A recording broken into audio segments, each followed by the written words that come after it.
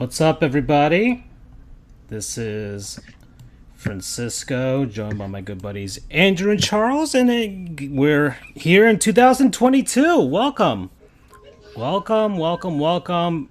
Sports Goofs number 125.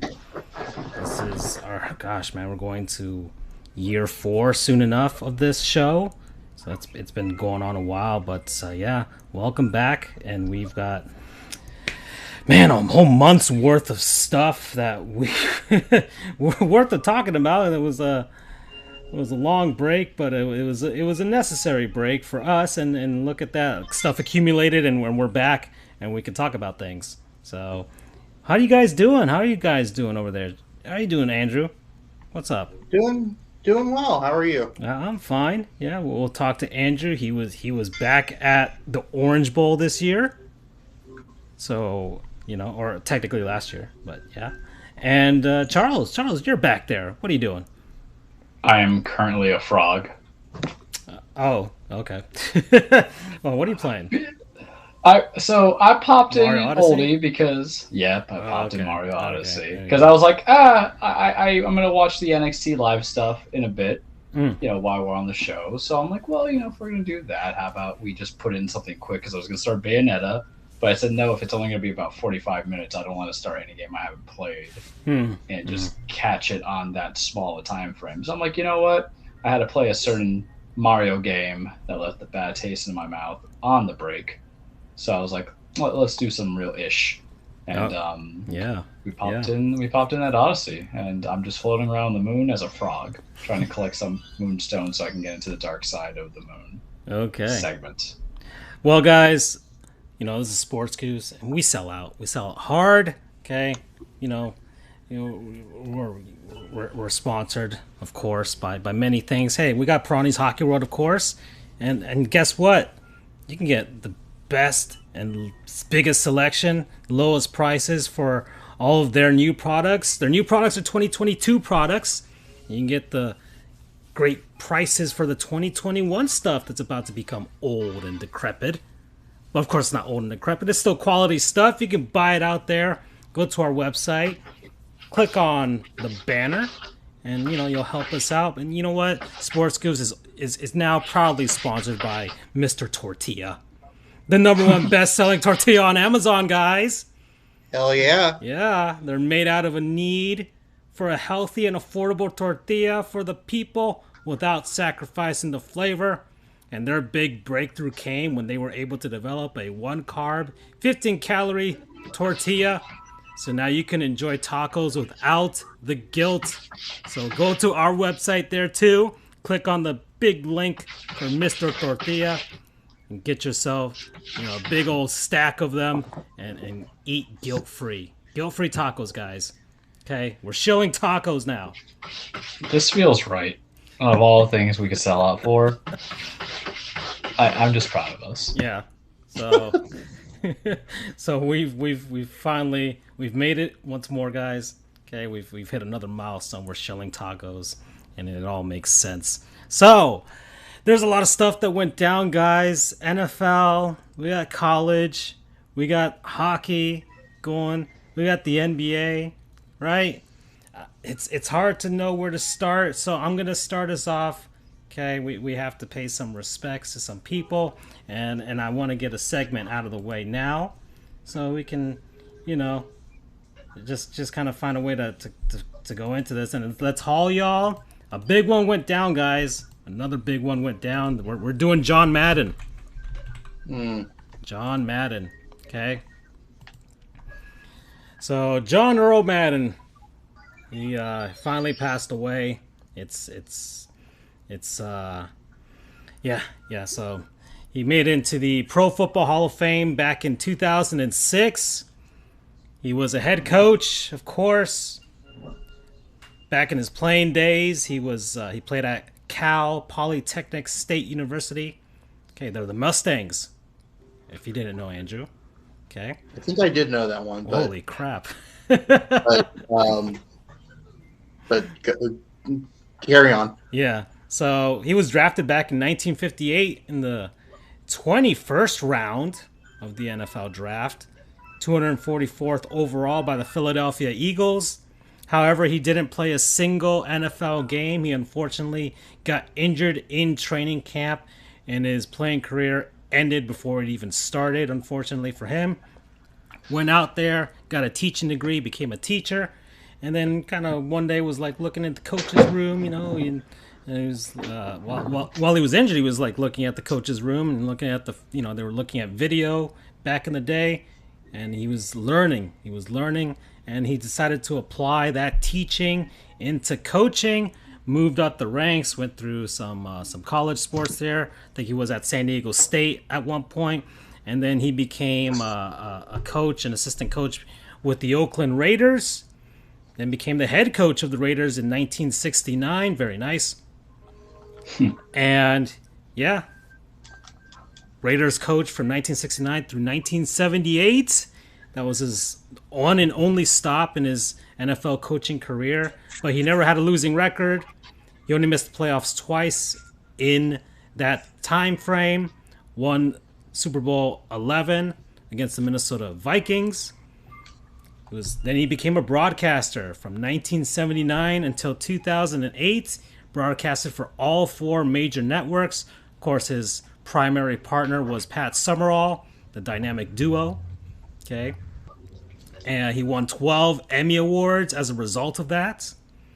In 1979, he famously became extremely fearful of flying. He attributes that to a bout of claustrophobia.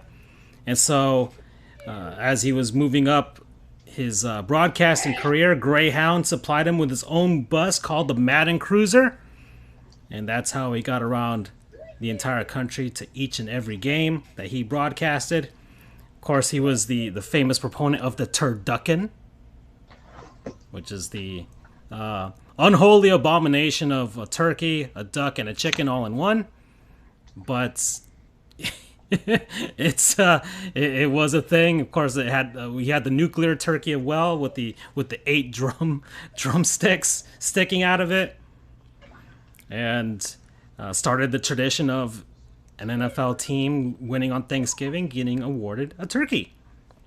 So there you go. And of course, he's the namesake of the Madden franchise. The really shitty now. Well, that's not his fault. That's subjective.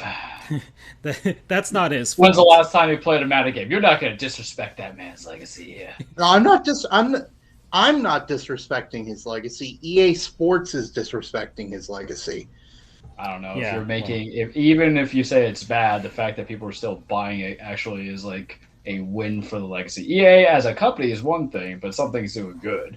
Be proud on John Madden for not being in this position where Tiger Woods went from having Tiger Woods golf to one too many situations, to which they took him off and put, I think, Rory, whatever his name is, on there. But yeah, somewhere there's some 15-year-olds who are like, oh no, does that mean they're not going to make any more Madden video games? Because he died.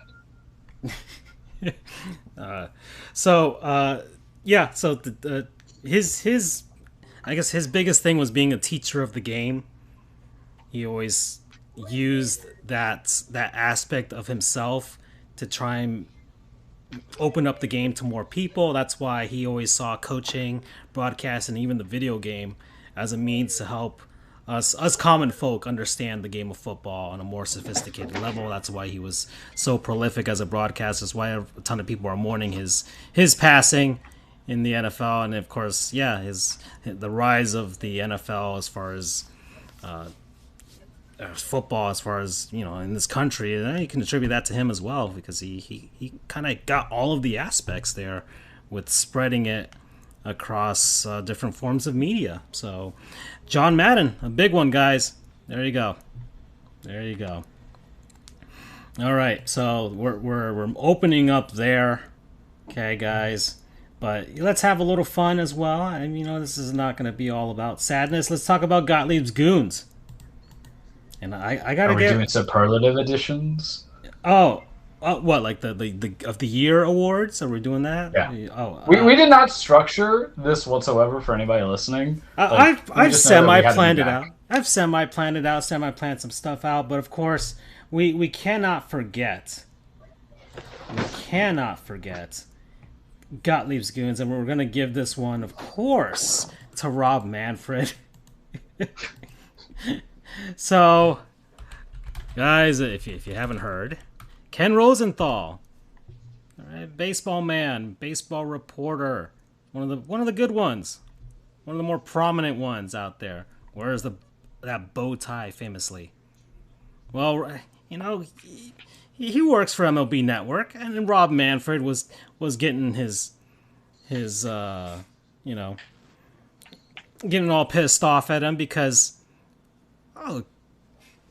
Rosenthal was just kind of like, hey man, you kind of screwed up this whole collective bargaining between Major League Baseball and the Players Union back in 2020 when you guys tried to screw them over the shutdown and the pandemic and all that stuff, and so you guys brought a lot of ill will to the negotiations this year, which haven't really even started, and we don't know when there will be baseball coming in the future. So of course Manfred had to find a way to get him fired. Of course, MLB Network is owned by Major League Baseball, so they kind of just do what they want.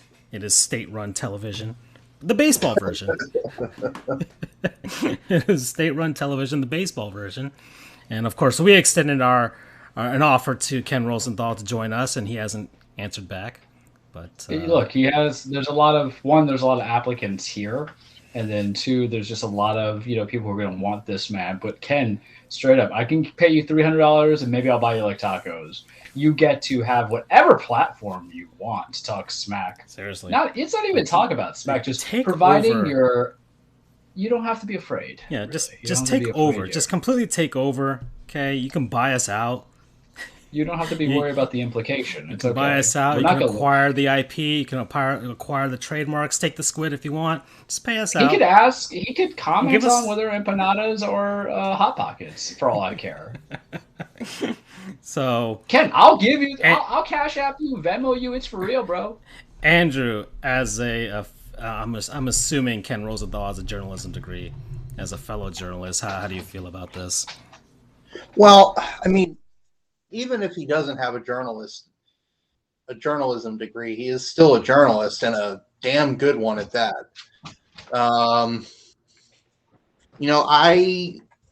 I commend him for sticking to his guns. I mean, I know lesser journalists. I don't want to dive too deep here, but I can name a couple off the top of my head. But lesser journalists would Bob Nightingale would toe the party line. It's one thing to work for The Athletic or ESPN, and I think Rosenthal, if I remember correctly, he does work for The Athletic. But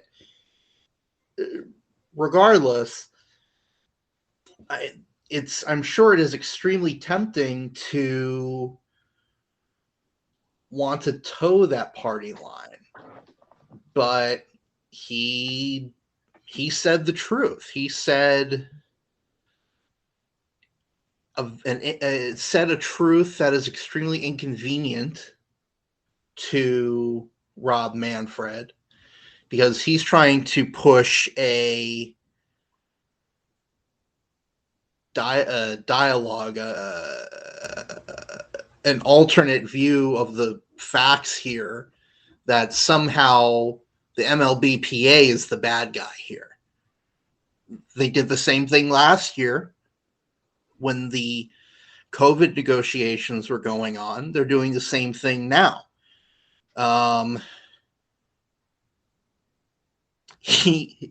Rosenthal said the truth. Manfred has fucked this up.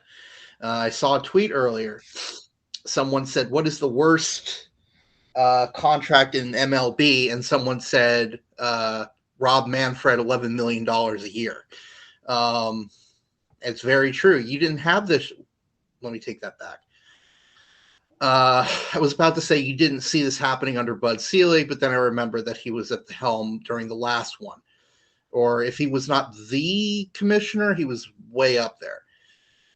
seriously, lawyers need to not be commissioner anymore. They're really screwing up sports. But I digress. And I'm saying that as an almost lawyer, and I'm saying that to lawyers. But I will run the NFL to the ground. Don't worry.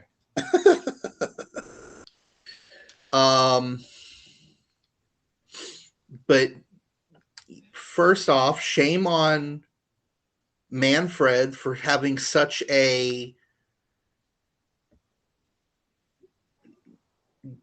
ego trip, such a narcissistic move to fire somebody because they dare criticize him. Yeah. I mean, it's entirely within his right to do it. Tyranny, basically. The man's a tyrant. I mean, it's one thing to, and honestly, for the longest time, I because they were doing such a good job, I actually just forgot that MLB owned the MLB network.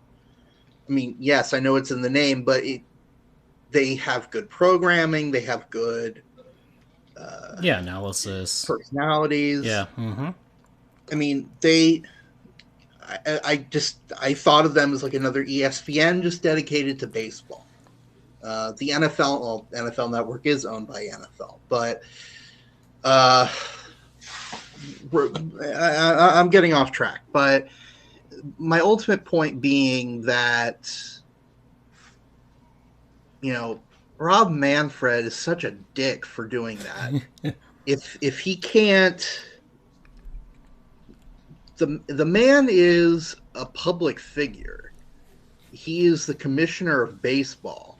If he doesn't have the guts, the cojones, if he doesn't have the ganas, desire, there's a lot of words I could use. If he doesn't have the intestinal fortitude, there we go, to take, admittedly, really tiny bit of criticism here. Yeah. It's not like he's saying he's a murderer or something like that. He's just saying, Rob, you screwed up these negotiations. And even if Rob Manfred disagrees, which I'm sure he does, it's still a reasonable observation of the situation. It's not totally off base, even if you're someone who disagrees with it. It's not like he's saying Rob Manfred is trying to get all the players to play for free. No, that would be ridiculous. But you're firing him over that? I mean, it's have you guys heard of the Streisand effect? Does it involve Barbara?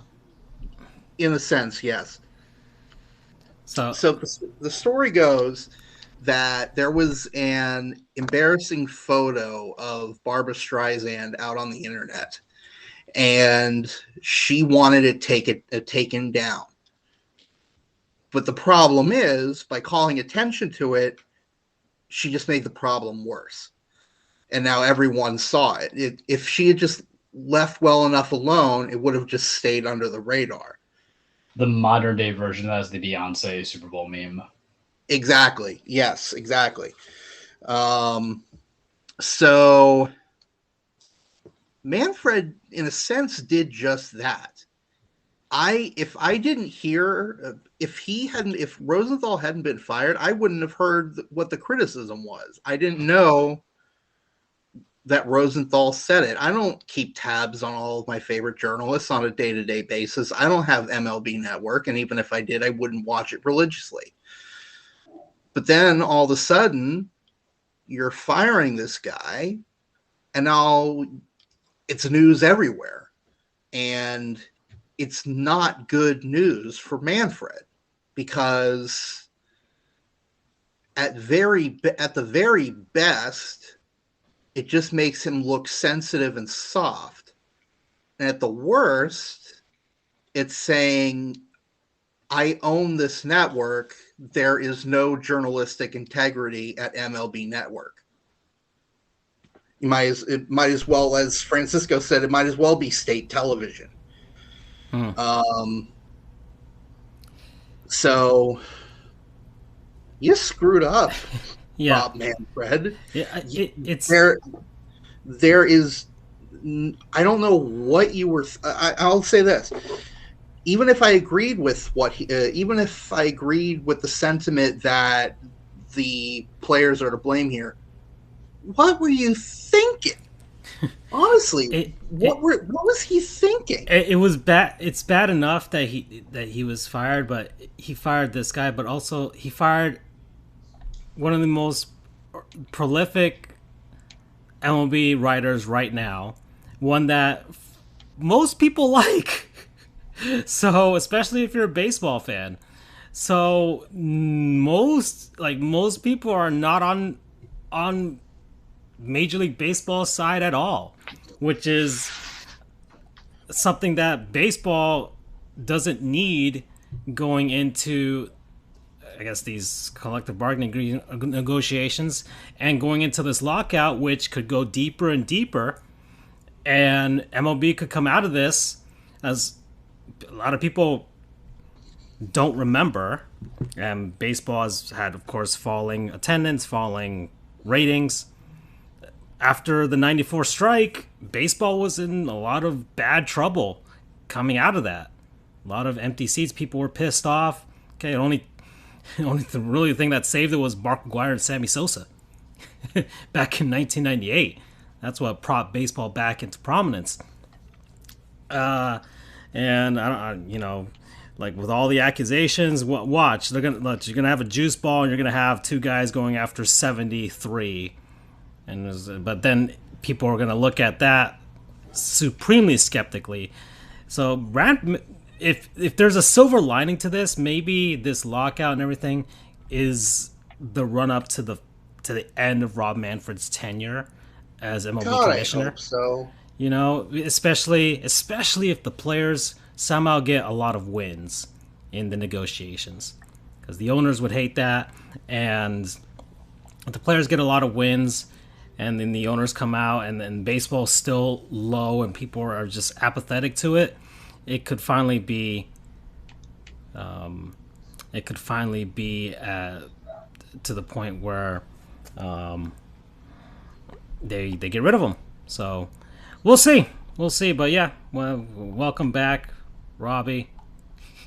You're a goon once more. You've always been a goon. Okay. I don't know if you guys saw on Deadspin, they have their Idiots of the Year, where I think they name it's like 100 people that they name over the course. I think it was over the course of 2 years, because I don't think they did it in 2020 for of course obvious reasons.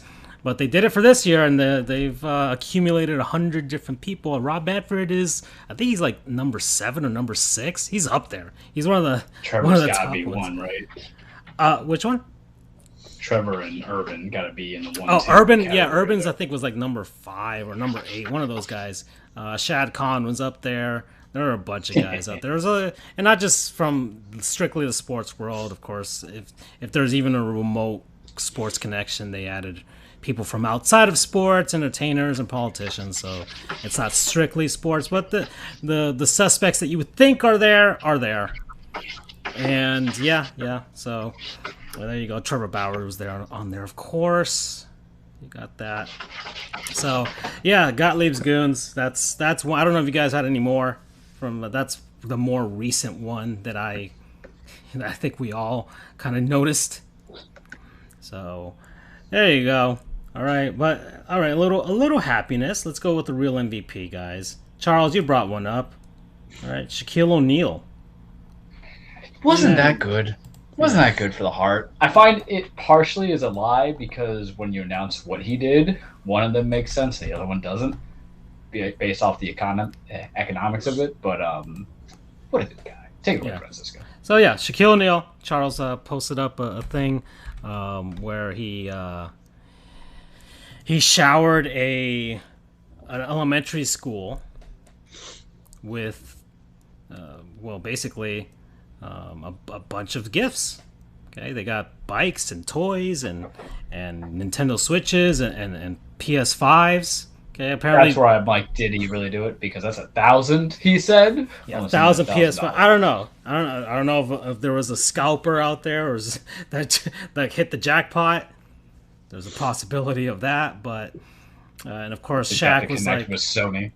of course Shaq has an uncle that works at Nintendo or something like that because he's like he was able to snag 1,000 Switches from what he said. And I went to Walmart and got a bunch of stuff, and yeah, just Christmas joy to a ton of kids out there. So good on you, Shaq. Good on you. Okay, so that's hopefully that doesn't affect the pairing of teams I have on Rocket League, because there's a bunch of noobs that get on there and they bring down my rankings when I'm when I'm lined up with them. So that's not good. I don't want that to happen. But there could be a bunch of noobs on Super Smash Brothers, and I can lay waste. That could also happen too. So there you go. And of course Charles can school some kids on PS5 and Madden or something like that. I've only played like one game because I just have so many games. I love and hate both Returnal. Yeah. I'm gonna get. It reminds me of DuckTales. That rage.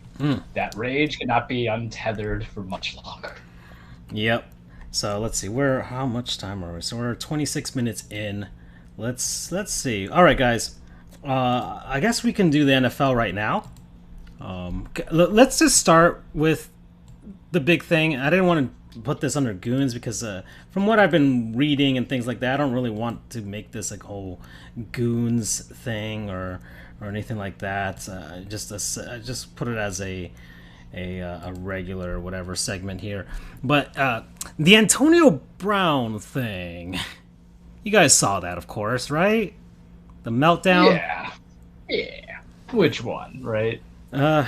Well, Latest. at that point, we're taking tallies. Latest meltdown for Antonio Brown. There are, of course, two sides to the story, and there's insight coming in from all areas, and it's gotten me thinking, of course, especially for myself nowadays, personally, and of course, myself personally from about a year ago now.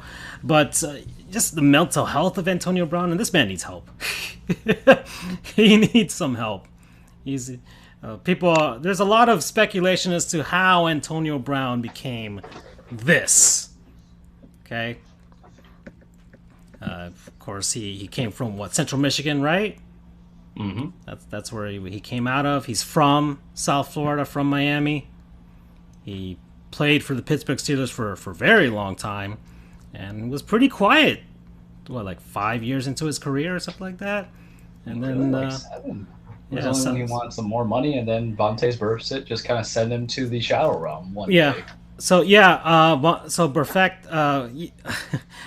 That was one of the things that people point out to, that maybe if you could inspect Antonio Brown's brain, he might be like the poster child for CTE, because a lot of people say that the hit that he suffered from Perfect kind of jostled his brain so much that it must have done something to him, because they said he wasn't the same type of person. He became more outlandish from there on out.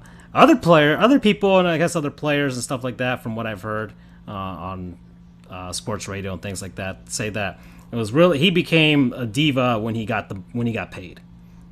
So when he got the big bucks, that's when he decided he got a big giant ego, and people attribute that to that. So there's two sides to that, and of course the ending in Pittsburgh wasn't great. Mike Tomlin somehow was able to keep it together for so long, but of course his Antonio Brown's issues with Ben Roethlisberger caused him to get traded to the Raiders. He got frostbite, right? That was the thing that happened. Frostbite, then realized Mike Mayock's not a real GM. He's like, I'm out of here. Yeah. So issues in Oakland. In Oakland. They weren't in Vegas by that point, and then somehow was out of the game. And then the Buccaneers pick him up. Wins the Super Bowl ring. He went to the Patriots. Yeah, that's right. He was on the Patriots. That's right. That was right. So with Tom Brady and those guys. And then, the Buccaneers picked him up. and he won a ring with Tampa. But this year, they were losing to the New York Jets 10-24 at that point. And there are two sides to this. So we've got Bruce Arians, head coach of the Buccaneers, saying that he wanted him to get into the game, and AB was refusing because he was saying he was hurt. He said it twice, and then became an issue. And Bruce Arians was basically like, "All right, you're not going to play. Get off my team." And Antonio Brown got set off and kind of took that as, "Oh, I'm off the team." And then he took off his jersey and his pads, flung them someplace, took off whatever, flung it into the crowd. And then as the game was going on, went into the opposing end zone and was jumping around, hyping up the crowd. And then he just left. And he was gone. And then you had of course, the press conference. Bruce Arians saying he's no longer on the Bucs anymore. And from what Antonio Brown has been saying is that, one, he was hurt, and two, he was saying, I think earlier in the game they weren't putting him in or something like that, or there was an issue with him getting not his touches because he was targeted, but with the incentives, the bonus incentives in his contract. And he felt that the Buccaneers were kind of holding him back so that he wouldn't hit the thresholds that would, get that incentive, and they wouldn't have to pay him the bonus money. So that's a thing. And a lot of former NFL players have been sounding off on this, saying like, yeah, well, that is a thing. That is a thing that is a thing that happens. So it's not completely out of left field for AB to say that. And so a lot of players believe him with regards to that, but other players kind of look at what Bruce Arians and was like, well, I mean, that was also pretty reasonable. So, yeah. So we're here with Antonio Brown. He's gone. You got to think this is it, right? In his career, like this is it. This is the end, right? I mean, I'm just saying. There's a certain team in Nashville that'll take any receiver help because, we already rely on one old busted man who I believe will show out the blowout at the playoffs, I hope. Screw it, take him, whatever. No, wouldn't happen. He's done. Yeah. Because he has to actually, if he's cut and everything, no one wants to assume that contract. We're so late into the game. It takes too long to learn playbooks. You can't just be like OBJ, who doesn't really run routes. He's just anywhere near the end zone that he'll kind of catch it and go and get the touchdown. But it's too complex. Today's NFL is not easy for players to just kind of go on a couple weeks' notice unless they have familiarity for that system. Yeah. Okay. So, all right. Well, that's it for that. The irony was the Buccaneers came back to win that game. 28-24. Of course, it's the New York Jets, so yeah. And but it's Tom. Yeah. So there you go. The Buccaneers came back to win that game, and that's it. That was it for that. All right. So let's go on. So this was week 17. A lot of stuff has happened. I'm gonna kind of go over where we are with regards to the final week of the season that's about to pop up. The playoff race is going down. So we're going to start with the NFC, and then we'll get to the AFC because that's where the teams that we care about. And I have one team that I hate, but you guys know my feelings of that. We'll get to that. So NFC, number one seeders are the Green Bay Packers. Yeah. Yeah, there we go. That's what I was looking for. Green Bay Packers, number one seed, 13-3. Playing real people. Yeah, leading the NFC North. Aaron Rodgers showing out for his final season in Green Bay before he gets signed to the Miami Dolphins. Listen, I put that groundwork on there for you. Yeah. Of how you should do it, why you should do it, and no excuse of why you shouldn't do it. All right, so there's that. The number 2 seed, the Los Angeles Rams, leading the NFC West. So that's set in stone there.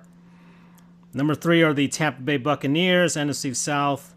That's set in stone, 12-4. Dallas Cowboys, leading the NFC East, 11-5. Right, so those are your all your division leaders. And then the wild cards. We got the Los Angeles Rams. Or no, gosh darn it. Well, I'm looking at this wrong. The Arizona Cardinals, okay, who have been proven to be frauds. Frauds! Oh. That was... Charles was vindicated over this month. Look, real quickly, Sandlot football means nothing. Y'all just held on because you had a great man named DeAndre Hopkins, even though they won games without him. I can't explain it. Explain that. How Colt McCoy come on without DeAndre Hopkins, but how Kyler Murray just kind of nosedived without him. I don't know. So there's that. The San Francisco 49ers at number 6. And the Philadelphia Eagles at number 7. So that's what's going down. Those are the playoff spots right now in the NFC. So and well, you've got the New Orleans Saints still fighting. I think they have they're the only team that has a shot to take that final spot. I think. Yeah, I think so. They need a lot of help though. Mm-hmm. Yeah, they do need a lot of help, but there's a possibility that they could take that final spot. And that's it for the NFC. Then we got the AFC. Charles's Tennessee Titans are number 1 at the moment. Without Derrick Henry, they're 11-5, leading the AFC South.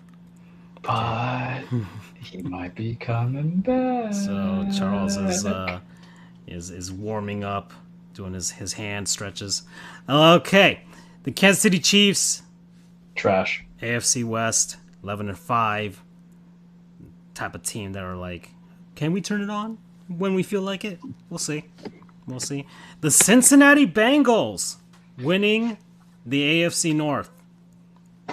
Joe Burrow. Yay? Joe Burrow somehow surviving. He hasn't died yet. And he's survived thus far, led the Bengals to an actual division title. And then we got the Buffalo Bills, 10-6. All right. And then the wild cards. The New England Patriots still got a chance to win that division over the Bills. We'll see what happens in the final week. The Indianapolis Colts is in there at number 6.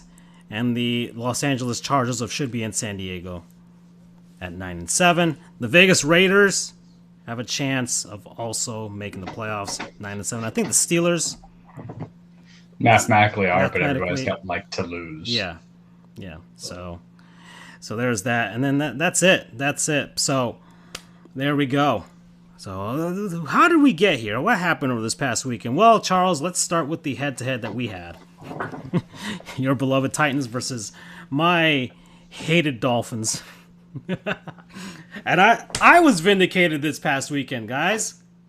You guys remember my rant back in, I don't know, was it October? Something like that? Pretty much it was October. Yeah. They were 1-7. And I finally had it. I finally said, you know what? I'm done with the Miami Dolphins. I am done with them. I will not follow them. I will not watch their games. I am done. I have finally stopped drinking the Kool-Aid. They do this every year. Just find a way to, and this was the year. The year that I was given actual hope. I went to training camp, guys. Doug dragged me to training camp. He bought a helmet. Memorabilia. I bought a hat. I bought 2 hats, guys. I bought 2 hats. Like I was like, this is legitimate. I'm legitimately excited. Hooray! And then of course they became the Dolphins. 1-7. I'm like, you know what? Screw this. Screw all of this. And then they win a game. Then they win another game. And then they win another game. And they win another one. And then they're back at 500. And then they are above 500? Yeah. They went 8-7. But I held firm, saying I still don't believe this. They're gonna find a way to screw this up at the end of the season. Watch. They're gonna do it. And I even told Doug, I'm still not. I'm not gonna believe. Why? But South Florida. I was listening to sports radio. Everybody started drinking the Kool-Aid. Gosh, man. I listened to Hockman and Crowder on the show, and he had like this question. Are the Miami Dolphins as constructed right now? Not at the beginning. Are they a playoff team? Like they were throwing around those questions. I'm like, no, this team is not a playoff team. Okay, there's a reason they were 1-7. There's a reason for all of this. But on Twitter, people drinking the Kool-Aid. Tua is an actual good quarterback, guys. He's the most accurate guy on the planet right now. He can throw it, and he'll throw it right at the guy. He'll throw it right at the guy. He can't throw it far, but a little bit closer, and he'll throw it right at the guy, and he's pretty accurate, Like, there was all a thing. Like, Tua's finally coming into his own. He's going to be a good quarterback, guys. We see it did work. The tank for Tua did work. We didn't have to draft Herbert. We didn't have to completely tank forever and get Burrow. No, we got our guy. He's our guy. But guess what, guys? The Dolphins finally played an actual team. An actual NFL caliber team. That was the Tennessee Titans. Tua, once again, was put forth in an actual, hey, you got to win situation, not garbage time. Not garbage time against terrible teams like the New York Jets and the New York Giants, okay, and a fraudulent team like the Baltimore Ravens. Like real teams. The Tennessee Titans. Ryan Tannehill, okay? The ultimate revenge. Everything I ever wanted. All the things. The Miami Dolphins are terrible. That old segment that we did, like it finally came to pass. This team fucking sucks. And I was right. I was right to get off of this ship, and I'm not coming back. I'm still not back, guys. I don't. This team sucks, and there's no way to fix it. And Tua is not good. Okay, so Tua's not a good quarterback. He was the most accurate quarterback in the last couple of weeks. That's all I heard. Yeah. His completion percentage is 70%. Oh, his touchdown interception ratio 15-4. Yeah. Well. Jalen Waddle putting in this work. Mike Gesicki supposed to be the best tight end known to mankind. Xavier Howard supposed to be like the best. Yeah, the Dolphins defense. They're back, guys. The Dolphins defense is back. Whatever. Tua's good. All right, it's just our offensive line. Our offensive line's what's holding everyone back. The Dolphins, as a very important thing, hold everyone back. It wasn't just a loss. It wasn't just like a close loss. It was 34-3, man. Yeah. Granted, some of it was like garbage time touchdowns by us because we were just bringing that hatred. But I was watching that game, and the first half, I'm like, all right, relatively good. 10-3, you take it, or 14-3, you take it, whatever the thing is. And then came that third quarter. And then came all the Tua can't hold on to the ball whatsoever. Yeah. Handoffs were dropped. There was like a fumble of him just dropping back, trying to get the thing in throwing position. It's as if the guy has never held the ball before. And that's sometimes the issue that some people have. They're playing in inclement weather because they're not used to it.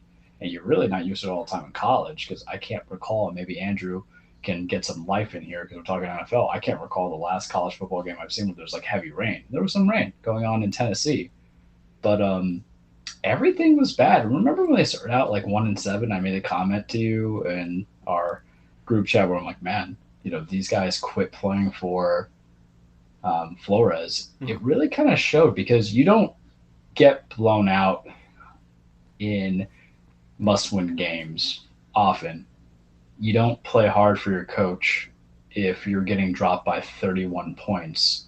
It shows that there wasn't really preparation on any side of the ball, offensively or defensively. And Tua was inaccurate completely, but it really doesn't feel like there was a game plan, because you had two teams that are constructed similarly in theory. But the one thing about Mike Vrabel is that he will at least be willing to kind of adapt to certain things if need be, whereas Brian Flores is just like, play hard. Okay. But you have to actually show a modicum of success, and most of the time, defense can't do anything if you're out there for the 3 and outs all the time. That's highly like I think he is a player's coach, and I think guys do buy in, but they like he can prepare them against those teams that they beat to get to 8-7, right? Also lost to Jacksonville, so what does that say, right? Well, yeah, but you can get them there. you know.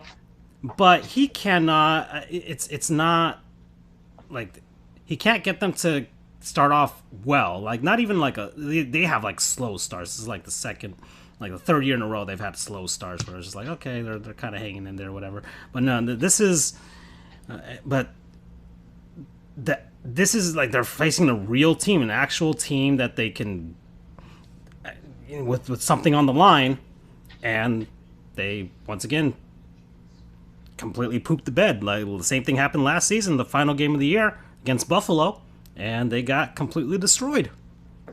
And yeah, so And that's the thing. He gets the excuse in the first season because remember that's when they went 6-10. The expectations were so low, so everybody was like, "This is great." The 10-6 season was kind of the problem, and it's also as if the draft did not look for anything that helped, and at no point was there signing for the thing that Tua needed the most, which was a strong running back, because of the fact that that's how Tua really kind of benefited in college. Now, I understand the guy had thrown for like numerous 500 yards and all these fun things, but when you're in Bama, even with Bryce Young and what he was doing over there this season, every quarterback, Mac Jones, Tua, whole bunch of dudes were able, Greg McElroy, we're just going down the list, were able to succeed with some kind of running back who was a pure stud, pure lead. Case in point, Najee Harris, Derrick Henry, even Fat Boy Eddie Lacy, all these people were able to, I feel like I'm missing one other guy, Mark Ingram? Yeah.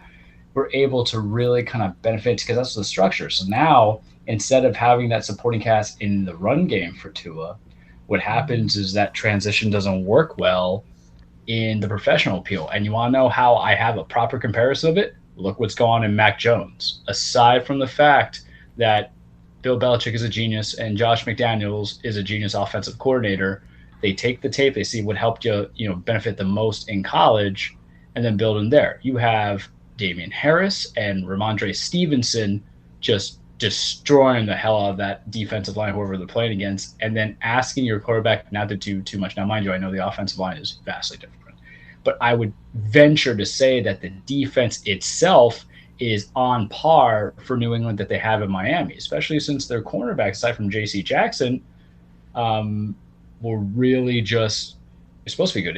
Howard was always asking for big money. Each year always has to get raised. Byron Murphy got signed out. And then you have some draft potential of Jalen Phillips. But what's going on? Because Brian Flores just said, all right, you're two, you can do this. And that's also on your homeboy. I forgot your GM's name. Chris Greer. Whatever his name is. Chris Greer. I was going to say Chris Ballard, but Chris Greer, because they didn't look at it and they put too much expectation. Because is that not the problem, too, with GMs, when they have a first or second year, even going to a third year quarterback, where they say, you can do it all.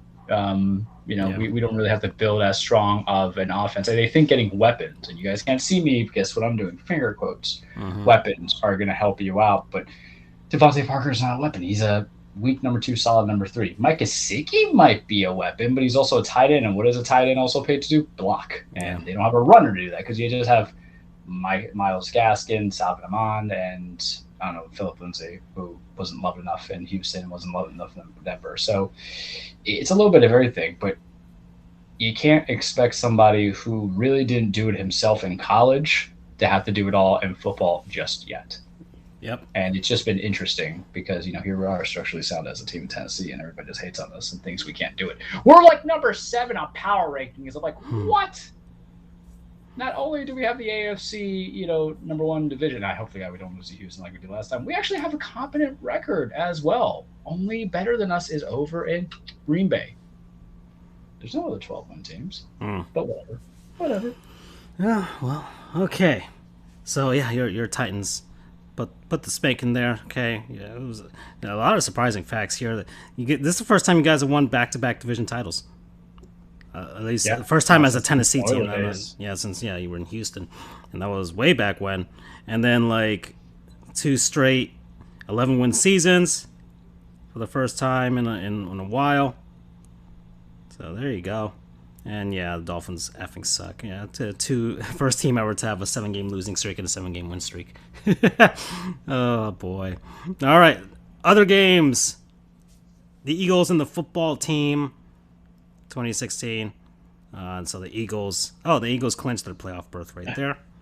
Sirianni, Coach of the Year, saying that right now. Yeah. I didn't expect much from the Eagles, but look, Jalen Hurts almost died because the Washington Football Stadium was doing a better job of sacking him than the actual team. So, and yeah, the football team is going to announce their new name February 2nd. So we'll point and laugh at them for that soon enough. Unless they actually get something successful. Yeah, so unless they actually get something right with the name, that could be a really surprising thing in 2022. Okay, so the Rams. Fraudulent, maybe? They won 2019 over the Ravens. So Cup surpassed Isaac Bruce for most reception yards in the season in Rams history. That's interesting. Of course, we talked about the Bucs and the Jets. The Patriots put 50 on the Jaguars to clinch the playoff spot. Okay, so there you go. The Raiders 23-20 over the Colts. Chiefs losing to the Bengals, who clinched their division spot. Let's see. The Bears over the Giants. That game didn't matter. Falcons and the Bills. Bills winning 29-15. Yeah, but they did what they were supposed to do, beating Atlanta, who were also a team that was like, well, we kind of suck, but hey, we might actually get a shot at this. And then it was like, nope, you guys suck. Okay. The 49ers beating the Texans 23-7. The Chargers, Herbert doing the thing, winning a game he was supposed to win 34-13. And the most pass touchdowns in a season in Chargers history. So he set that record already. Saints. Crazy considering the fact that you had Phillip Rivers there, man. Yeah, well, he passed Phillip Rivers. That was the record that he beat. So he's got 35 touchdowns already in year 2. So yeah, the Dolphins screwed up. Right. The Lions losing to the Seahawks 15-29. That doesn't matter. Cardinals barely beating the Cowboys 25-22. Packers spanking the Vikings. And they have home field advantage in the NFC. And the Steelers 26-14 over Cleveland and Baker Mayfield. There were a lot of jokes as to whether he's going to go into the transfer portal. That was actually pretty funny. I feel bad for Baker, man. Like, they should have just not even played him yesterday. Like, they knew they were mathematically out of the equation. And they're like, we're still going to play you because F Pittsburgh. And the guy's just going to get further hurt. He's got a popped shoulder, torn shoulder, everything going on. Bad knees, bad everything. What is the point? Unless he's one of those guys that are like, no, I'm getting my damn incentives. Well, no. He's on that rookie contract guarantee. But here's the thing. Now they're going to shut him down for next week, so he's not going to be there. So if you already knew you were going to make this decision and he needed surgery like ASAP, how are you helping your investment? Because what if there's a possibility that it intensifies further? I mean, if I'm playing a game with a separated shoulder, torn ligaments, bad knees, and then I have the option to be sick because we're mathematically out there, I would be gladly taking that, considering the fact that the opposing side has TJ Watt, and like he ain't gonna be nice. He ain't gonna kiss me on the lips as he drags me to the ground. Hell no. Yep. Yeah, and so that's where we're at in the NFL, guys. Anything else that sticks out you want to mention? Did Urban get fired when we were gone or no? Yeah, that's when he got canned. Called it. Charles Stradamus, buy our shirt. That's why I'm plugging it. I said he wouldn't last one season. Mm-hmm. I literally said that when he was hired. Respect the technique. Yep. So yeah, Urban Meyer is finally fired, guys. Angie, you can go back to being a Jaguars fan if you feel like it. You know, so you can go back to that. And yeah, this is up there with one of the worst coaching hires in NFL history. I would say it's up there. Okay, and yeah. They here's the thing. We talked about Shad Khan being a joke too, a little bit as a bad owner. This is not the first time he has fired a coach within 1 year. He did the same thing to, I believe, Mike Mularkey when they went 1-15. Yep. When they hired him, when they had Blaine Gabbert as their quarterback. So you talk about not being able to get it right. Boy, howdy. Boy, howdy. Hmm. I guess the best thing is you can't go any lower. Unless, Shad, if you're hearing now, you just hired me. And I will give you the first ever 0-17 team. But I played a lot of Madden, so I could probably coach up. Slants, verts, baby. So, yeah, that happened. And then I'm going to show this off in the Goose Nest gift shop. We have the Charles Stradamus t-shirt now. Okay. Not just the t-shirt. You can get the hoodie. You can get stickers. You can get the mug. You can get the mask if you feel like it. Okay. Because it is a sweet beard. A lot of eerily accurate predictions by this guy, and we finally immortalized it in the form of merch. So get yours, okay? $20. I predict you will all look good if you wear it. Yeah.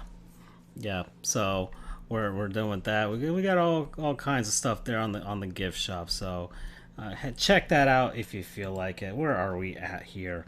Okay. What else can I talk about? What else can go down? Let's see. Let's take a look at the scoreboard right now. So we got NHL. Can you guys hear me? Now I can. Now we can. What's up, Andrew? We didn't know if we bored you with football or not. For some, I don't get it. For some reason, my mic keeps dying, cutting off. Is the plug completely plugged in? Maybe sometimes it loosens up. No, I'm just using the computer. Oh, that sounds pretty. Oh, okay, it sounds super clear. It's a new laptop. Oh, nice. But I don't know why I forgot about it, but I have a Gottlieb goon. Oh, here we go. Let's do it. I'm not sure if this is the first time I've brought him on the show, but damn if I shouldn't have brought him on before. Kirk Herbstreit. Oh, yeah. So, my man Kirk here, actually I shouldn't even call him my man. The big hissy fit. He's on my shit list right now, and makes sense considering I'm calling him my Gottlieb goon. So there's been a debate recently over the past few years, mainly since the college football playoff began in 2014. That's when this started to kind of happen more and started to kind of come to the forefront. You have players that are opting out for college football. You guys that have opting out of their bowls. Yeah, this is the big thing going down. Andrew, can we start this conversation going into the second half? Sure. This is a big one, and I think it's probably the topic at issue going on right now in college sports, in college football especially, right now. So let's put a pin in that because we're getting to the halfway point, guys, and we know what that means. It's a word from our non-sponsors, people, places, things, concepts, what have you, that we've been enjoying over the last, well, I mean, we could even say the last month, over the holidays, over the new year. So, who wants to start off in 2022? I'll do it. All right, Andrew. Considering that I just brought it up, my non-sponsor is Hewlett Packard. Oh, here we go. I support this. Hewlett Packard, which is an electronics company, is the manufacturer of my brand new laptop. It is, needless to say, you I'm desperately needed one.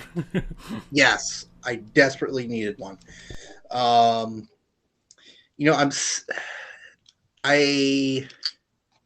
thing that I still have my Macs, mind you, but they're kind of collecting dust right now because this thing is just so quick.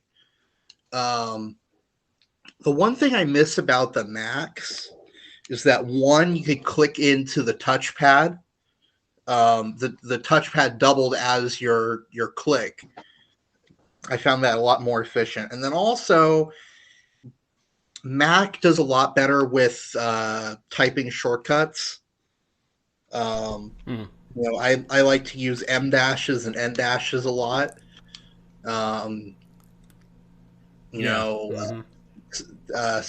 Section symbols, all that jazz. Yeah. you have to enter these alt codes in. And Yeah, it's more trouble on a Windows. right. That being said, and also the just in general, the shortcuts are a lot harder. Like to take a screenshot, hell of a lot easier on a Mac. You just have to click 3 buttons, bam, bam, bam. There you go. Yours doesn't have like a print screen button. That's usually the screenshot button on the True, but PCs. I don't usually try to do the whole screen. I usually do one window. Yeah, that's the thing. That's a thing. Yeah, it takes the whole screen instead of just the actual window. But I digress. I'm Yeah. sure as I go on, I'll find tips and tricks. But man, this thing is fast. What's the model? So I can look for it here. It is. Let's see. Doesn't say it on the front there, or on the bottom. Here we go. Hold on.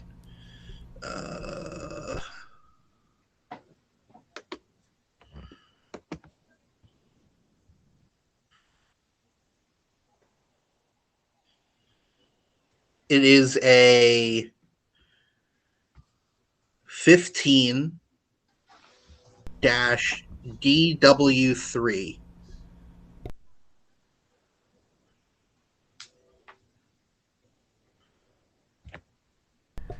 I'll see if that pops up anything. Is it like this Envy thing that I see here?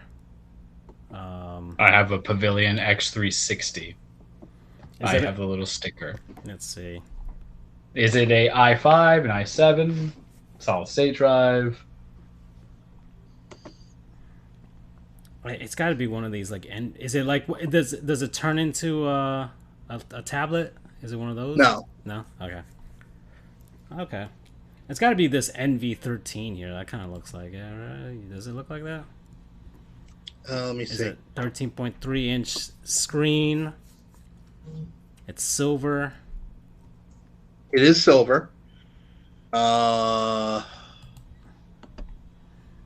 what they show here. I don't know if anything, it'll look similar to it at least. This isn't one of those 2-in-1s. No, it's just the laptop. Okay. Yeah, even on my 2-in-1, I kind of find it. A tablet's just much easier. The 2-in-1 thing sounds like it's a good idea, but I think it's more unwieldy, especially from the size of it. But I don't know.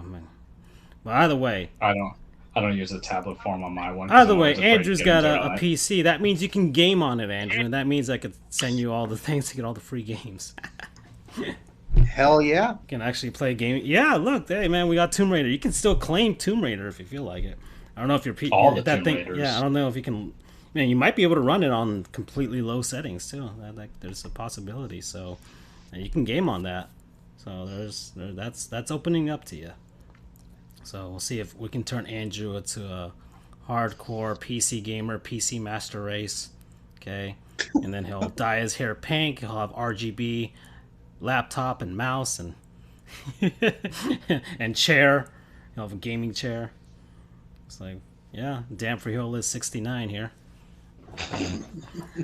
So, but you're enjoying it. The speed obviously is probably the huge upgrade there, and you sound super clear, dude. That mic is pretty good. That's in it. Yeah, I'm very surprised. let me tell you this. So, I currently have 3 laptops. One of them I use kind of as a tertiary auxiliary. That thing is from 2008. I barely use that. Although that was the laptop I used while I was in law school. So that thing almost made it to 10 years as an active use. The 2 that I use most now are from 2012. So they're at 10 years, more or less. The one that I prefer, which is a lot faster, unfortunately, if a couple of the keyboard broke on the M period and comma keys. Ooh, So those are super makes necessary. it makes typing really hard. I have to just copy and paste all the time. So then I have this other one, which is a lot faster, which the keyboard works, but it is slow as hell. But now I have functioning keyboard and speed. So I am very happy of this development. And, like I said, I prefer the Apple shortcuts and all that, but I mean, it's not the end of the world. But yeah, that's been a life changer. I can actually do shit now in relatively quick speed. Okay. I'm happy for you, man. I'll have to show it to you next time I can see you in person. Promo code bad shortcuts. Okay. Who's next? Sure. All right. That's how we started to it. Because, I'm coming in the ideas with superlatives, but then, my brain had to go functioning because I can't live in the past, guys, But, however, past can lead to the present, which is the future of all things. So I look back and I say, what have I been doing a lot of times? And there's so many options that I can give credit to, I can enjoy. But to do so would be like giving homage and appreciation to Disney, and that makes me want to vomit a little bit in my throat. So instead, what I'll do is I'll just specifically address the show. How about this? So I saw the biggest Marvel blockbuster out there in 2021, and I was holding on to it for 2022, and it was not Spider-Man. It was Hawkeye on Disney Plus, and that is such a good show. It is just so damn good. I don't binge a lot. You guys know I'm bad about it. I am that person who will start something and then forget about it, or I just have it just kind of get stuck in my head a little bit. So this is going to kind of be a twofer because it is like two shows, but one of them's on a declarative. On an asterisk. One of the asterisks is Dexter New Blood. That's the past to the present, going to the future. I love Dexter originally, and now it's on New Blood. But the finale is like next week, so I can't comment on it, but watch it, and then we'll hear my rage next week. But talking about Hawkeye, we all like Avengers. I hate Disney.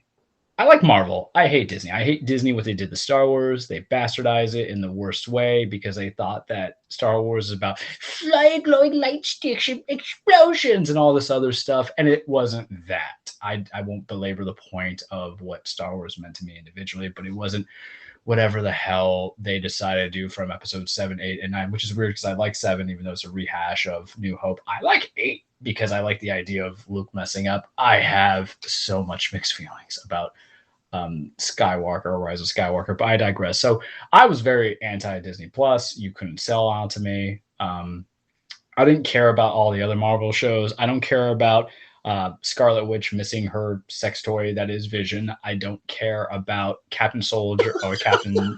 Well, it is. I'm sorry. I don't care about Captain Falcon and Winter Soldier, even though I like the two characters, because really you just could have used that to transcend into the plot of your fourth Captain America movie.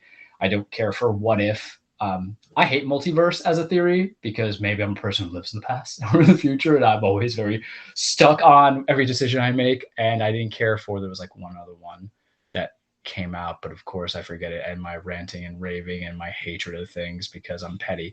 But I like Hawkeye. I've read the Matt Fraction, David Aja comics. I like what they were going with it. I do read comics, so I don't need it to be shot for shot, word for word, everything to be a purist kind of thing.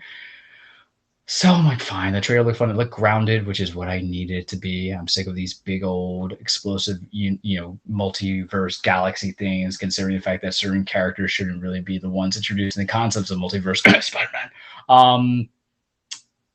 But you're telling me you're going to a Hawkeye show? Fine. I watched it like start to finish in one day. 6 episodes ranging from 40 minutes to an hour.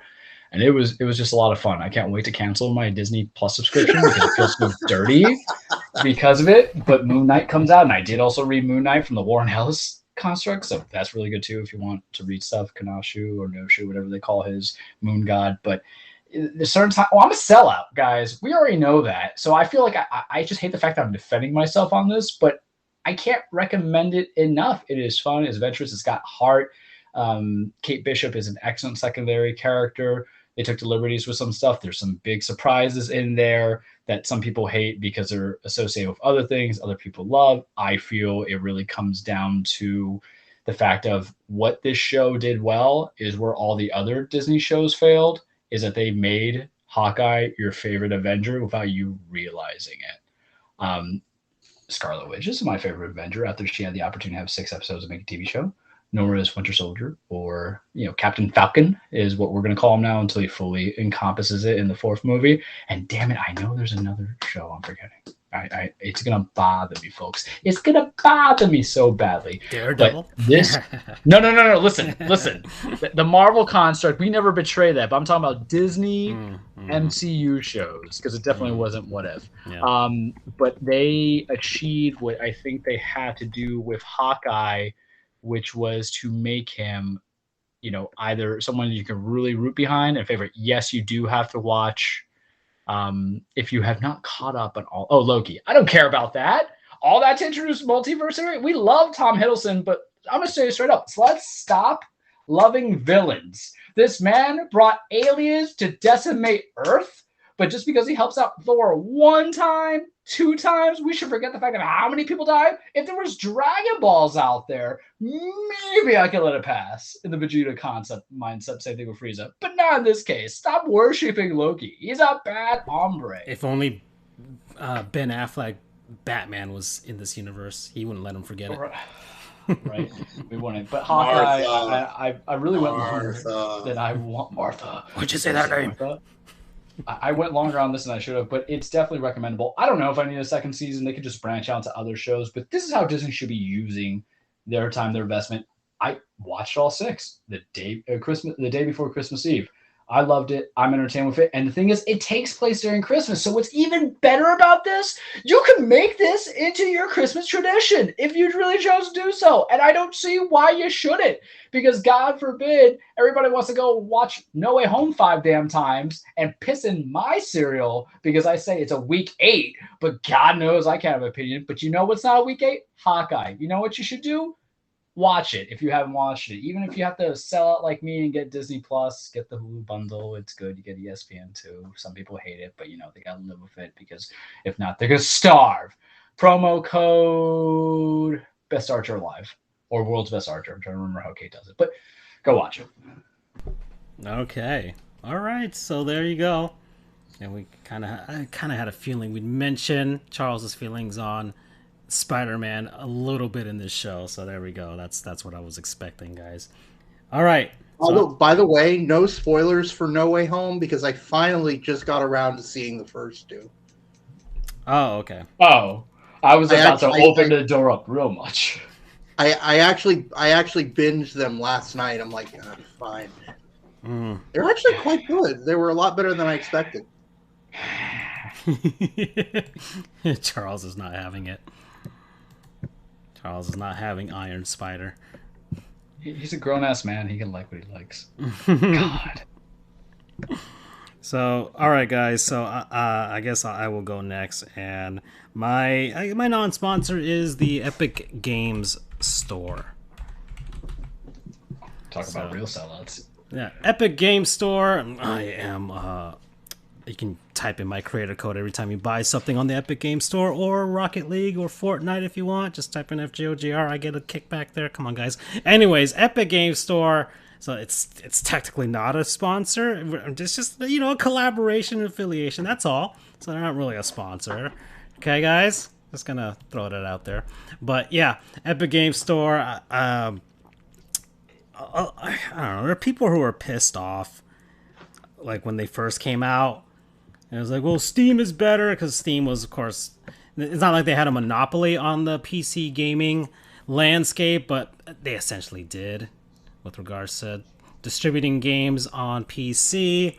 They were number one. If you wanted to be, if you were anybody, you would try and get your stuff on Steam, of course. But Steam has a Like one of the issues with the developers is how much Steam gets their cut from the sales, and they had a big cut. So Epic Games comes in trying to be competitive. Is like, hey, we'll take a smaller cut, okay? Smaller cut, and you get on our stuff.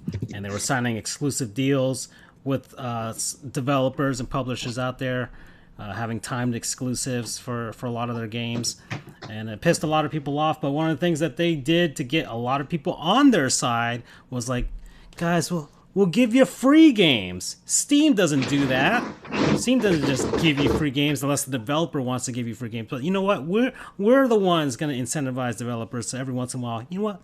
Throw up a free game there. We'll pay for it, and let people join in on the fun. So Epic Games has been doing that since really their inception. I think their first one, the first big one, was Grand Theft Auto 5. So they threw that out as the first one to kind of get people to really entice people to join. But they've been doing it ever since, and they dropped a big one over the holiday break. A trio, the Tomb Raider trio, of the latest reboot, Tomb Raider 1, Shadow of the Tomb Raider, and Rise of the Tomb Raider. All three are free right now, Andrew, with your PC. Okay. Just sign up for the Epic Games Store, and you can get free games. And they got Gods Will Fall coming up after that, January 6th. So they're just constantly giving away free games from all types of genres and everything. So it's been good for me, guys. It's been good for me, kind of rounding out this PC game library that I have. You guys know that I've been strictly with Nintendo for a long time, and kind of held me back with regards to enjoying things that were on PlayStation and Xbox and stuff that were exclusively on PC. Not very few of them, but yeah, PC Master Race, just the graphics, the flexibility, things like that you can get with those.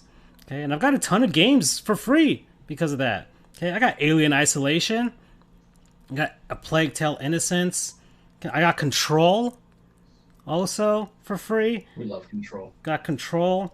Okay, there's got these 3 Tomb Raider games. Horizon Chase Turbo, an indie racing game that's kind of reminiscent of Outrun. I got that for free. It's a really good game. I really enjoyed that.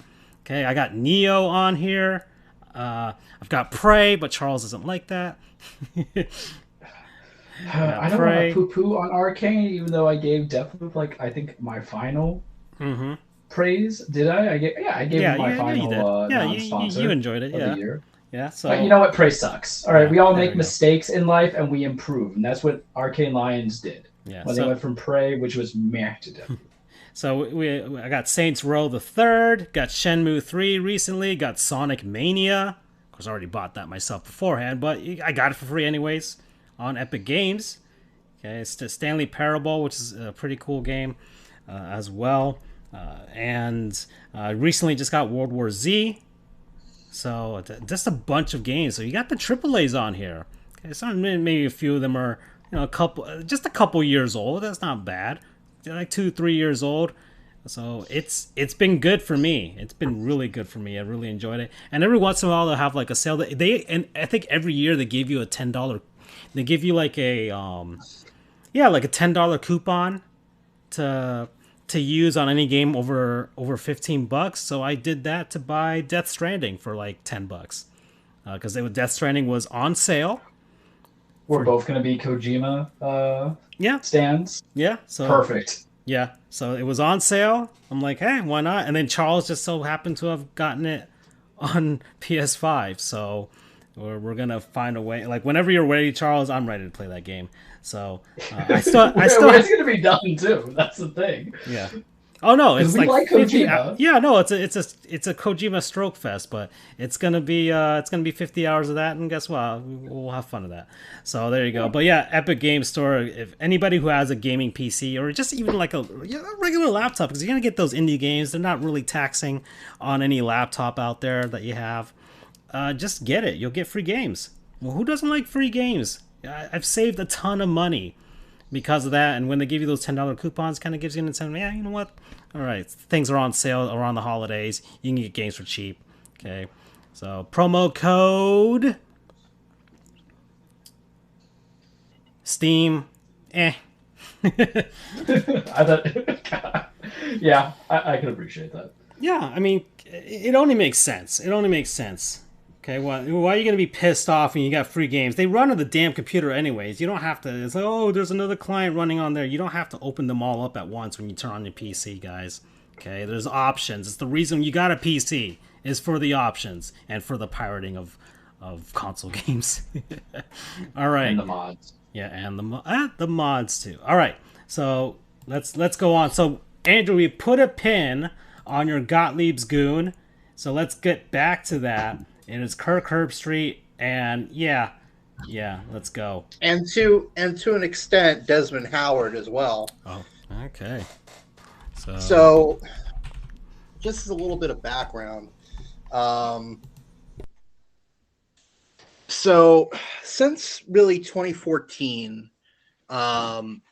when the college football playoff has, in a sense, sort of devalued the non semifinal or final games. So really, it's even the biggest bowls, the Rose Bowl, the Peach Bowl, the Fiesta Bowl, when they're not a semifinal, they are they are relegated to a lesser rank, even though they are the New Year Six. And that's not even mentioning the second tier bowls like the Citrus Bowl, the Outback Bowl, the Gator Bowl. But then when you're talking about the lower tier bowls like the Camellia Bowl, the Jimmy Kimmel LA Bowl, you name it. Mm-hmm. There are 42 bowls. I could go on for the rest of the show discussing each of them, but hey, we actually did that before the break. Yeah, we did do that. Or slightly after the break. But anyway, so you see a lot of players. A lot is a very relative term because when each team has 100 kids and there are 130 schools, you're looking at 13,000 football players. Is that correct math? Yeah. Well, okay. So, but yeah, it's a lot. Tree if you're asking lawyers to do math, bud.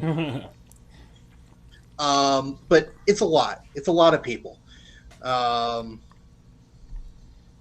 It's definitely not 1,300 because that would be 10. So yeah, I think 13,000. So we're talking about a handful of guys that are legitimate prospects for the NFL. So, you know, I'm just going to be honest here. I mean, I care about every player, but let's be honest. There are certain guys, you know, the Matt Corrals, the Caleb Williams at some point, the Dylan Gabriels, etc. The stars that are inevitably going to be in the draft. There's been a tendency for them to opt out of their bowl game in their final season. And the reason is pretty simple. They don't want to get injured. You know, it gives them an extra month or so to prep for the NFL. But more importantly, it's one less game for them to get injured.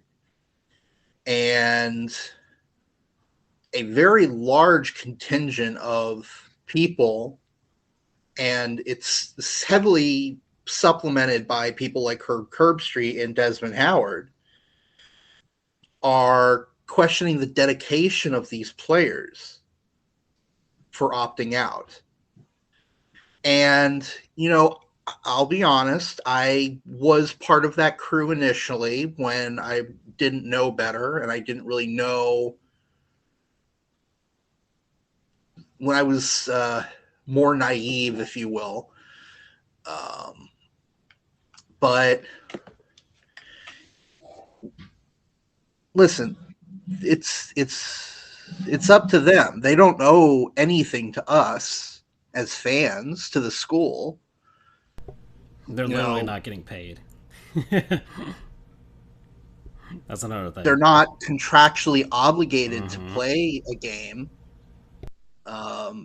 I mean, in a sense, they are, because if they choose not to play through the regular season, they can be stripped of their scholarship or kicked off the team, but it's one game. What are you going to do? Kick them off? They're going to the NFL. That's their final season. What are you going to do? But you've got Kirk Herbstreit here saying he was wondering why the non-playoff bowl games were meaningless to players. Isn't that what we do as football players? We compete. I don't know if changing it, expanding it the playoff is going to change anything. I really don't. I think this era of player just doesn't love football. And then Desmond Howard, who won the 1990 Heisman, and bear in mind,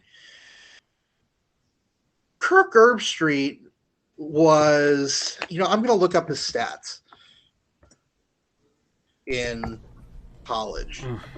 So he played for 4 years. Uh-huh.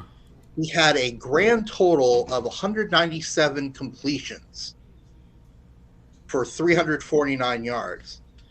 There are quarterbacks today that rack up more than 349 yards in one game. He was a mediocre at best quarterback in college. He played, and the amazing thing is, he played all 12 games in his junior and his senior years, and he played 10. He played 12, 24, 34, 42 games, which is quite a lot. And yet, somehow, he only had 5 touchdowns to 11 interceptions.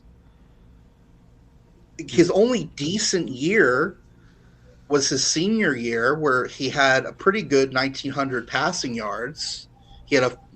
But even then, he had a 4 touchdown to 6 interception rate. That's shit. Yeah. And Ohio State only got to the Citrus Bowl in 1993. So I mean, that's a. I'm going to be honest. That's a shitty quarterback. You suck, Kirk. Even Tua's better than you. Well, at the college level, absolutely. Tua, I think Tua could have won the Heisman, but I digress. Tua did win the Heisman, right? I don't think so. No. Well, no, he didn't. But regardless. So, yeah, Kirk Bryce Young was Alabama's first QB to win the Heisman. But anyway, and then, admittedly, Desmond Howard is a legitimate. He got all those other weird awards. Sorry. And Desmond Howard, really good as a college football player, one of the best. He won the Heisman. Enough said. But they have such an old school mindset here. You're questioning. This is a great quote here. I think this era of player just doesn't love football. I mean, yeah, that is awful. Because so what you're saying, Kirk, and I apologize, it's gentlemen, easy to love football when you were a backup, or a mediocre starter when Ohio State was in their lean years. It's easy to love football because you're lucky enough, like you just feel lucky to be there. Like it's you can love football then. You can try and love football then, but when these guys are literally doing this with an actual shot at making the NFL, it becomes a job to them, and then they got the whole thing with studying on top of that. Then it becomes a job, and it's hard to love it especially when everybody's taking advantage of you and you don't earn a single dime. But So, and I apologize, gentlemen, but I pretty much guarantee that any shot of Kirk Herbstreit coming on our show is basically gone at this point. And thank God he doesn't own our radio station or our podcast. Otherwise, he probably would have fired me, like Rob Manfred. Well, he's also an ESPN shill. Yeah. So what happens is He ESPN has all the absolutely balls. is. yeah, So he's like on the worst. Don't try to lie on agendas. And it's so weird to have people who have the same mindset. But that's what I followed on the Twitter world. Everybody's like, you know what? This guy works for the the big red machine here. So the mouse. That's why you should cancel your Disney Plus subscriptions too. Hey, don't insult the name of the Big Red Machine, one of the powerhouses of 1970s baseball. Yeah, that's true. I was talking about Glenn Jacobs, also known as They did beat the Yankees. I mean, that was the thing. I don't know. Oh, we all have different definitions of who the Big Red Machine is. Oh no, the Yankees beat them in 1978. Come on, Johnny Bench, Tony Pena, Joe Morgan. Joe Morgan, Kane, allegedly the brother of Mark Calloway, the Tony Undertaker. Perez. You find out 25 years he's not. Pete Rose. He's also mayor of Knoxville or Nashville. Yeah, but I digress. Sorry, I'm going on. Yeah. So funny is very relative here. Very ironic thing is the day after Kirk Herbstreit says this, Ole Miss's quarterback Matt Corral gets injured in the Sugar Bowl. Matt Corral is projected to be going relatively early in the NFL draft. And all of a sudden, Kirk Herbstreit is like, oh God, I hope he's okay. And it's like, Kirk, you hypocritical asshole. Yeah, there you go. Because, so what you're saying is that Matt Corral did a good job by potentially sacrificing. Thank God it only appears to be an ankle sprain. That's the word, is that was only a mild ankle sprain. Which, if that's the case, that really should not affect his draft stock. But God forbid, what happens if he breaks his ankle instead of sprains it? Broken anything is going to drop your draft stock. I mean, look what happened to Tua. There was the whole tank for Tua thing until he, broke his hip or something? But no, yeah, he broke something. It was a lower body injury. Let's use the NHL terminology there. he did something bad to his lower body. No, it was hip. It was his hip. I think he was right. So that dropped him from 1 to 5, which, in the grand scheme of things, it's not terrible, but that's millions of dollars that he lost, and that wasn't a regular season game. Whatever. We're comparing apples to oranges here. But my point is,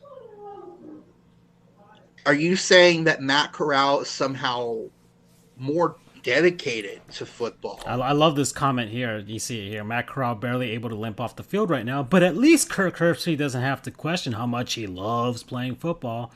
Exactly. I don't want to hear any shit about opt-outs from him or anyone else. And a lot of people are still on this side here of him. If you opt out of your bowl game, you seriously wonder why you would be considered by an NFL team. You're a bad teammate, all this other stuff. And then this other guy here with not one high first round draft pick stock has ever fallen because they skipped the bowl game. None, zero. NFL teams don't care and likely actually prefer it because they want the talent they draft to be available day one.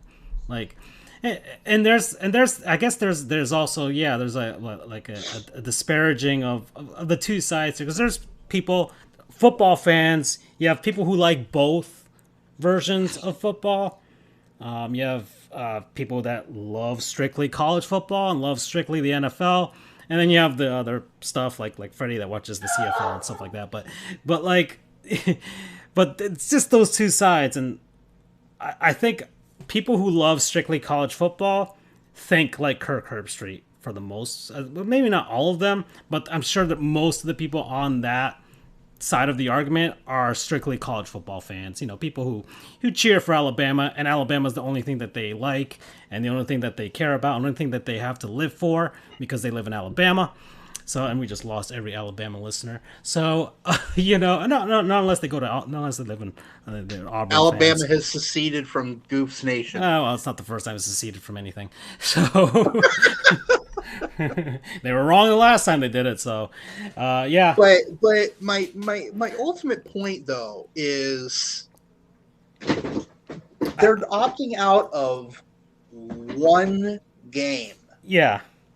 One game that ultimately doesn't really matter in the grand scheme of things. Because look, like for me, when I hear, and I think Mackenzie Milton actually tweeted this out too. Like when it's like, oh, seriously questioning them when they don't want to play in the Beef O'Brady's Bowl or something like that. Like you hear something like the Beef O'Brady's Bowl, and you just think, what kind of shit show is this? You know?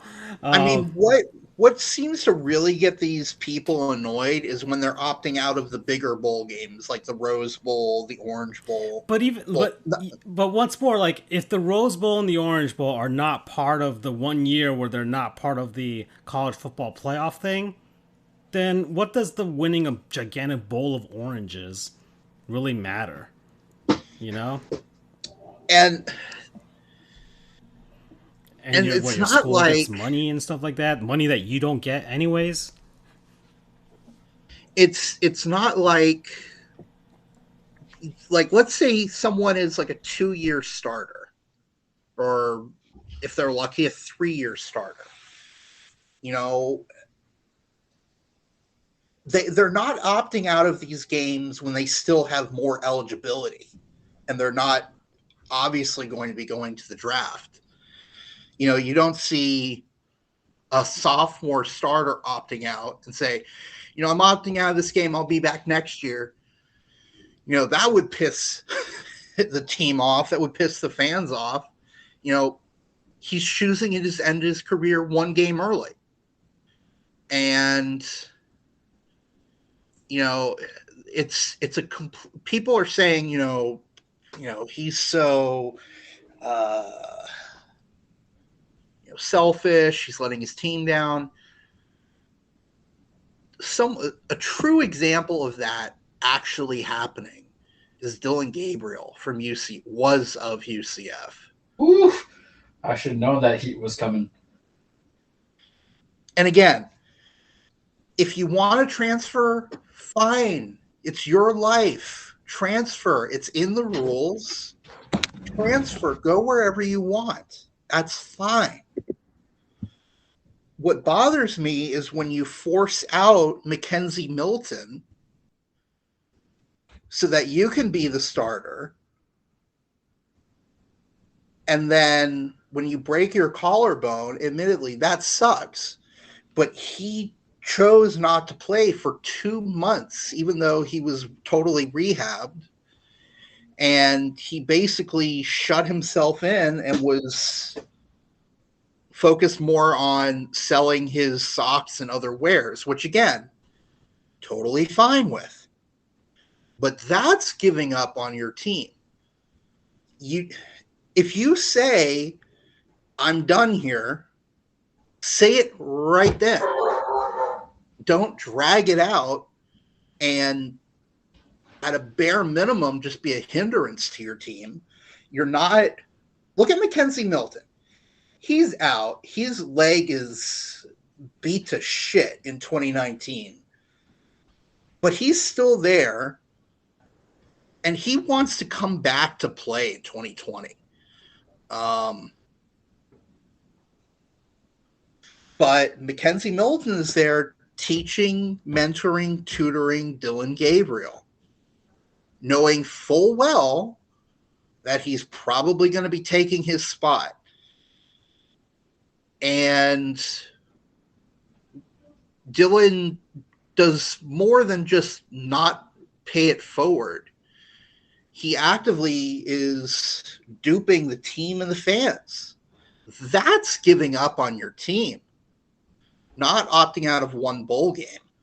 Okay, so I got to interrupt. Why can't he just transfer though? Even though you feel that it's his best situation, he doesn't want to be in that situation anymore. He did transfer. Yeah, but why are you giving him poo-poo on it? If he doesn't want to play for your school anymore, it's the same logic of I don't want to play in this bowl game out of prevention of injury. Opt out in the middle of the year. Don't just stick around and waste resources. If you know you're not going to play, even though you're fully ready and available to play. I mean, I'm not 100% comparing him to Antonio Brown here because, I feel for Antonio. Something's up with his brain. It's obvious. But look what happened at the game on Sunday or whenever it was. The coach asked him to go in. He said no. The coach asked him again. He said no again. He said, all right, go, leave. So Dylan Gabriel. That's a big stretch, man. You're talking about a guy who is, remind me for my sake, Gabriel, broken collarbone, wasn't going to play in the season anyway, right? His season was done. That's not true. That's why I'm asking for clarification. Okay. He was cleared 2 months before the end of the season. But he didn't want to play for y'all anyway, though. It was supposed to be a 6-week injury, 6 to 8 week injury. He had 2 months where he was medically cleared and was just me being bum about it and just sitting around doing nothing, not even dressing in uniform for 2 months. I get it. If you're injured, that's fine. That sucks. But rehabilitate yourself, get better.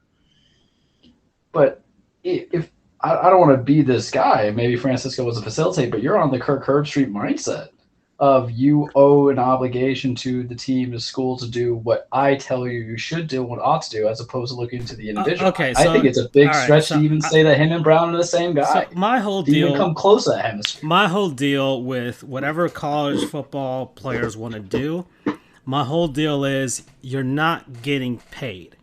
And if you're not getting paid, you should be able to do whatever the hell you want within whatever rules are out there. So, if he can transfer to another school, guess what? UCF is not paying him. He's not contractually obligated to be at that school. He's gone. That's it. I mean, there's no moral hype. There's no morality. There's nothing to it. It's just whatever they want, they get. And the fact that they don't get paid is kind of like it's like, well, why? What's the incentive?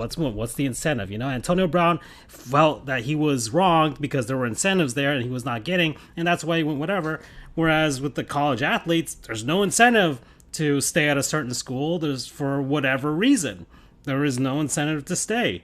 Okay, you can get the name and likeness stuff off, on the side if you want to now, but there's no contractual obligation to stay at that school. They might have, I'm have obligations for getting that scholarship and stuff like that, but if you're within the rules, you can transfer. And if you have an NFL team lining up, go ahead and leave. Go ahead and just be like, you know what, peace out, guys. I'm done. It was nice being here. Tuscaloosa sucks as a city. I'm never coming back. That's it. Like that's how I see it. That's how they're not getting paid or whatever. Then. So c'est la vie. I think people got pissed at there was a thing with like Deion Sanders where a commit left Florida State to go work for him, and I'm just like, well, that sucks for Florida State, but the kid didn't sign anything, he didn't whatever, and he's still not getting paid. It's not like the Seminoles paid him, and he flaked out and then crashed everything and then went on over to them. That's not what happened. So Florida State fans who got angry and just like, guys, we're gonna suck anyways. So next year, what difference would this have made? But aside from the jokes from that, it doesn't like I don't feel it. I don't feel any sort of anger or I'm on the side of the players, to be honest. I'm on the side of the players, and yeah, that's my feelings on this whole thing with regards to either opting out of playing games or leaving your old school for another one. Like this is just or not committing to a school and changing your commit to someplace else. And it's like, hey, no I'm dollar totally- signs were put out there to kind of push into that. And maybe you can be hurt. Maybe things were promised, but there's no dotted line that says that that something else should have happened. So, until that day arrives, where it's really no skin off my nose, to be honest. I mean, listen, UCF has had a lot of guys transfer recently. I'm fine with that. Like I said, go where you want to. It's your life. But it's that Dylan, if you know you're not going to play, just say it. Just enter the portal. Don't drag it out for the whole season. And, don't at least reciprocate a little bit of what your mentor did, which was to teach you, to be supportive. I don't know. Maybe I don't know. There might be something internal that might have happened. I have no idea. Plus, at the end of the day, that's up to Gus to handle too. It's not as if if he knows the guy doesn't want to be there, he's not going to. He doesn't want to be. Yeah, it's like I'm going to be Nightwing. I'm just going to leave. You want everybody. Don't take offense, but you want every quarterback to do it the Milton way. But at the end of the day, with college football and it comes to quarterbacks, it is 4 hungry dogs with one bone. And here's the honest truth, man. Maybe Gillen was good, but what if you land that big star recruit? How many times do they have guys lined up? And there's plenty of people that get shifted out of phase because there might be another better recruit or transfer. So there is no loyalty upon the administration, and there's no loyalty from the coaches. There might be loyalty among the fan base because of the blood and soul, sure. But I think at the end of the day is that if you want to call it clandestine, by all means, go ahead. Francisco and I obviously have come from schools where it was clandestine city for the most part. But I think you fall under the whole telling people how they ought to act and how they should act and not just seeing how they acted. And then, it's just kind of blowing up more to the idea of like, did your organization suffer? Maybe, maybe not.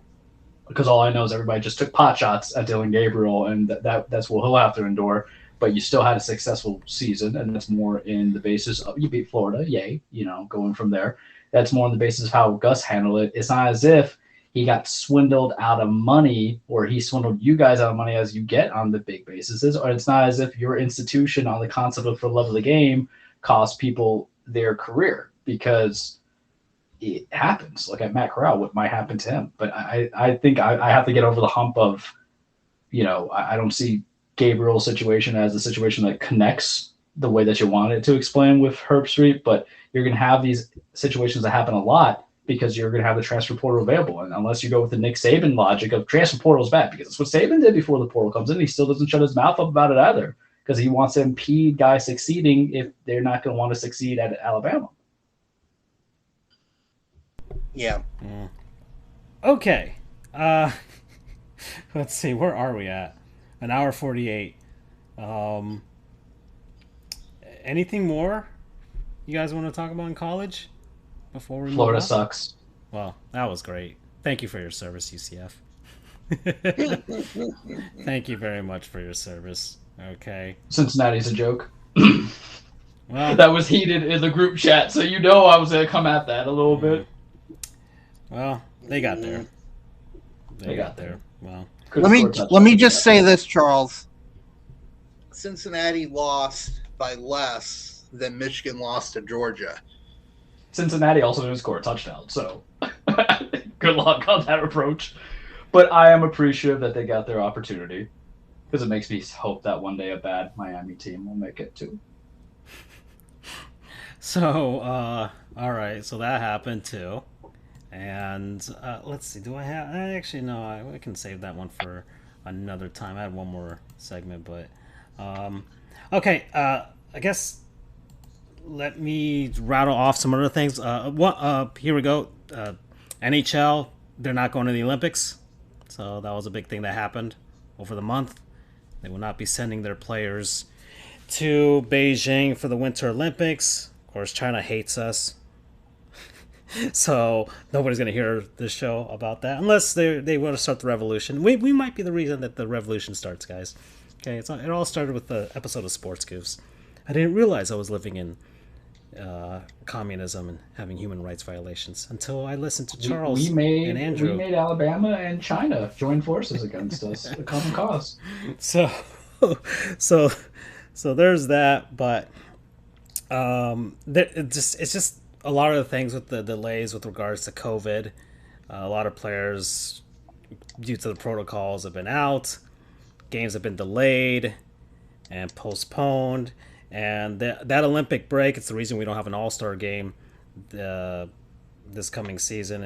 The reason why is because of the Olympic break. It just kind of ruins all of that. So guess what? Use that time that they would have been out there in Beijing, that, I don't know, maybe like a month that they take out for the season, and play the actual games. So I'm not against the decision, and the NHL doesn't get much. Like the players want to do it, but there's not much incentive going into that to do it this season. And really, I think until we get a Winter Olympic Games in the country that a lot of players are from, because of Russia or the United States or Canada, or maybe even like Sweden or something like that, players don't really feel excited to go. But so that went down in the NHL. As far as standings are concerned, the Lightning came back. They're currently in first place, but the Panthers spanked them recently, so that was good. And they're spanking the Flames right now. They've been spanking a lot of teams since they came out of their COVID protocol break. So that's been good. And Lightning are up 7-2 right now on the Blue Jackets. There we go. So Lightning are up there. The Leafs are, of course, hanging around as well. Third place in the Atlantic Division. The New York Rangers are back, everybody. They're leading the Metropolitan Division. They're tied with the Washington Capitals there for first. Carolina Hurricanes are right behind. They're a good team this season as well, so they're doing all right. The Penguins, they're hanging in there. Okay, they haven't broken up the band. There's no rebuilding going on anytime soon for the Penguins, so they're there. And the Boston Bruins hanging around 34 points, but a significant amount back behind Toronto in the Atlantic Division. And then teams hanging around: the Red Wings, the Flyers, but every team from Philadelphia are frauds. So there you go. St. Louis Blues leading the Central Division, 43 points. The Nashville Predators at 42. The Minnesota Wild at 40. They hosted the Winter Classic recently over at Target Field, home of the Twins. They lost to the Blues in that one, 6-4. It was minus 18 out there in Minneapolis outside. They actually had to warm up the ice because it was too cold. That was pretty interesting, but it was probably the most Winter Classic game, the most wintry a Winter Classic has ever looked. Probably. Like, that was as Winter Classic as it got with that game in Minnesota. Pacific Division, the Golden Knights are in first place. I kind of had a feeling about this. Their slow start was like, they'll be fine. The Anaheim Ducks are still hanging around at 41 points, and the Flames are at 40 points, but they've got a lot of games in hand. They've had a good season thus far. They'll move up soon enough. The Oilers have kind of stumbled a bit, and you can't just rely on Connor McJesus forever. And the Avalanche are sitting there, 38 points, and they're not far behind. They got a lot of games in hand. I felt that they had a slow start to the season, that they'll find a way to catch up soon enough. With all those games in hand, they should be able to. And then the LA Kings doing all right in their rebuild. They're 37 points, just sitting outside of a playoff spot. So that's what's going down in the NHL. It's kind of just been a lot of teams have been out. If you look at the games played in the standings, you'll see just teams. It's just kind of all over the place with regards to how many games teams have played. They, for the most part, try to hang around, but some teams have played 35. Some teams have only played 28, 29. Like it's all over the place because of the protocols and the stoppages there. So That's what's going down. And let's go to the NBA real quick because we haven't even touched up on No. it. Yeah. You know, my man crush Monday every day is hurt, guys, and I am very hurt myself because of that. But yeah, the NBA has been dealing with the COVID protocols and a lot of players out.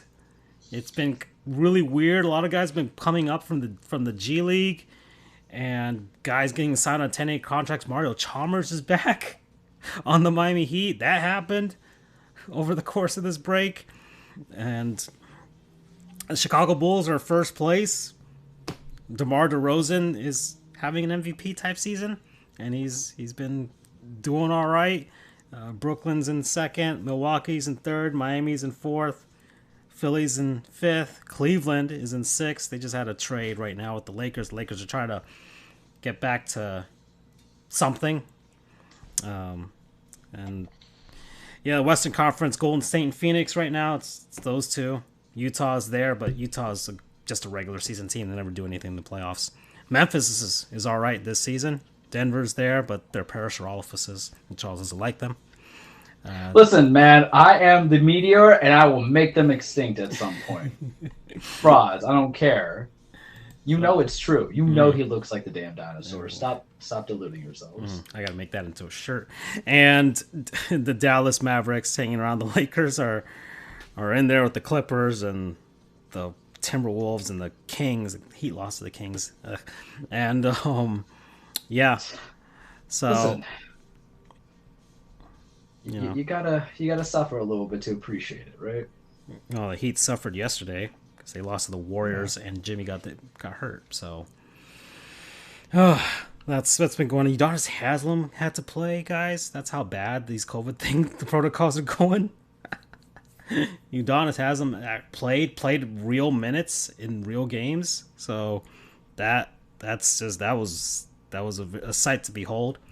And yeah, that's what's going down in the NBA. But everybody's all up in the Lakers drama right now, so I don't want to get into that. Everybody else is talking about Yeah. They just need to chill, man. that. Yeah, whatever. If anything, get up in the drama of Golden State getting Clay back when they're already the best team in the league. Yep. And they're gonna get that man back. Yep. You know what's equatable to, or equates to? The Tennessee Titans being number 1 seed and getting Derrick Henry back. Yeah. That's right. It all comes together. Yep.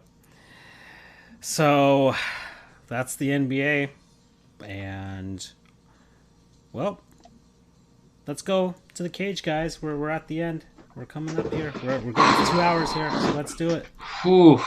Do you have room for 3? Welcome, everybody, to Weekly Truplex, The Cage with Charles, your friendly 2022 2022 reminder that wrestling is not fake, boys. It is scripted. It's a stage fight.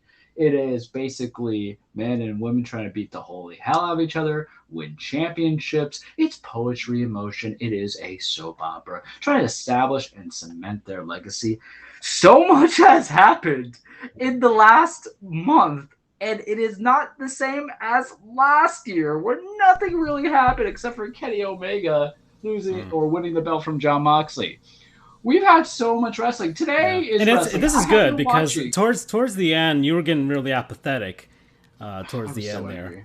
I was so mad. Yeah. I was just so hateful. I'm still hateful, but it's hateful to exist in spite of your situations. You don't want to succeed. What you want to do is survive and endure, and then just let the other side know, Vincent Kennedy McMahon, that you're just not dead yet. And you're still here. As we speak right now, I'm seeing Von Wagner and Andre Chase on my screen because it's New Year's Eve on NXT. What was 12 hours ago? Wrestle Kingdom, New Japan's big pay-per-view, their equivalent of WrestleMania. What was Saturday on New Year's Day? There was day 1, the WWE pay-per-view. What is tomorrow? It is New Year's Rush, or where the hell AEW's coming into it. There's just so much wrestling, and I really thought I was going to kind of figure it out, but it all happened at one spot where it's like I'm getting jumped by like triplets. I thought I had beef with one dude at the bar, and then his 2 brothers came in. Not his boys, family members, all identical, and I don't know where to start first in this, whoop ass that is about to be opened on me. So we're going to go with what I had originally planned for the cage back then is superlatives for wrestling, because I feel it's important.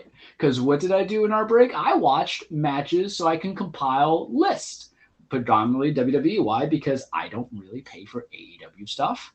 Even though I did watch Full Gear that I watched, boys? Full Gear. You paid for one, and it was good. And I watched for some new, and I had some issues, and I watched some New Japan stuff, but I couldn't go into the so by no means. I'll give you like what I felt was my match of the year for WWE, and then recommended matches for you to watch. Match of the year for WWE: Walter versus Ilya Dragunov, WrestleMania Takeover 36 or whatever, the one that happened in April for the United Kingdom Championship. It was what you want it to be. I spoke highly of it 8 months ago. I speak highly of it. Now we're basically, there was just men slapping the holy hell out of each other, telling a story, getting the drama. You saw the blood bursting on Ilya's chest. You heard Walter slaps. Charles, it was just so good. Yeah, I mean, there's a lot. I mean, meat slapping's happening. Yeah, that meat slapping. I just want to mention that real quick. Epic meat slapping. Yeah. Epic meat slapping is coming. Don't worry. That's what blew my mind. Don't worry. Because it's like, apparently I was a good boy in 2021 because Wrestle Santa has given me all that I want. And I don't 2021, yeah, it's like 2022 is like, Charles wasn't impressed by Spider-Man, but here we go. 2022. Yeah, because you know why? Wrestle Santa Claus rewarded me for telling the truth about No Way Home being a week 8. Sorry. So, match of the year, Ilya Dragunov, Walter. Other matches to watch for WWE that I felt was good, even though I don't agree with WWE's top 21 matches or 2021 matches because it's rigged. So, Walter again on there, defending his United Kingdom Championship against Tommaso Ciampa. Love that. You have Roman Reigns, Daniel Bryan, Edge at the WrestleMania event. You have Feud of the Year, Seth Rollins versus Edge. That went 3 matches, SummerSlam, and then a SmackDown, and then the Crown Jewel pay-per-view. I only have one women's match that I had highly rated, and I think that was a triple threat of Becky Lynch, Sasha Banks, and Bianca Belair at the Crown Jewel, but I thought that was very good. I don't think I have any tag teams for WWE on there, but that's because they really just let the ball down so much. I'm sure I had Kyle O'Reilly versus Adam Cole number 2 going against each other. The regular match that led to Cole winning, that was good. AEW stuff, I know I'm going to get some flack for it. My favorite match of the year from them was not Lucha Bros versus Young Bucks in the cage. Why? It was fun and sound and everything, but I need the story.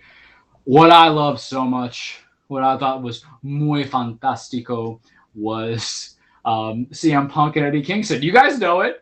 You knew that was coming. That was 12 minutes of just pure. He was at the Winter Classic, by the way. Each other.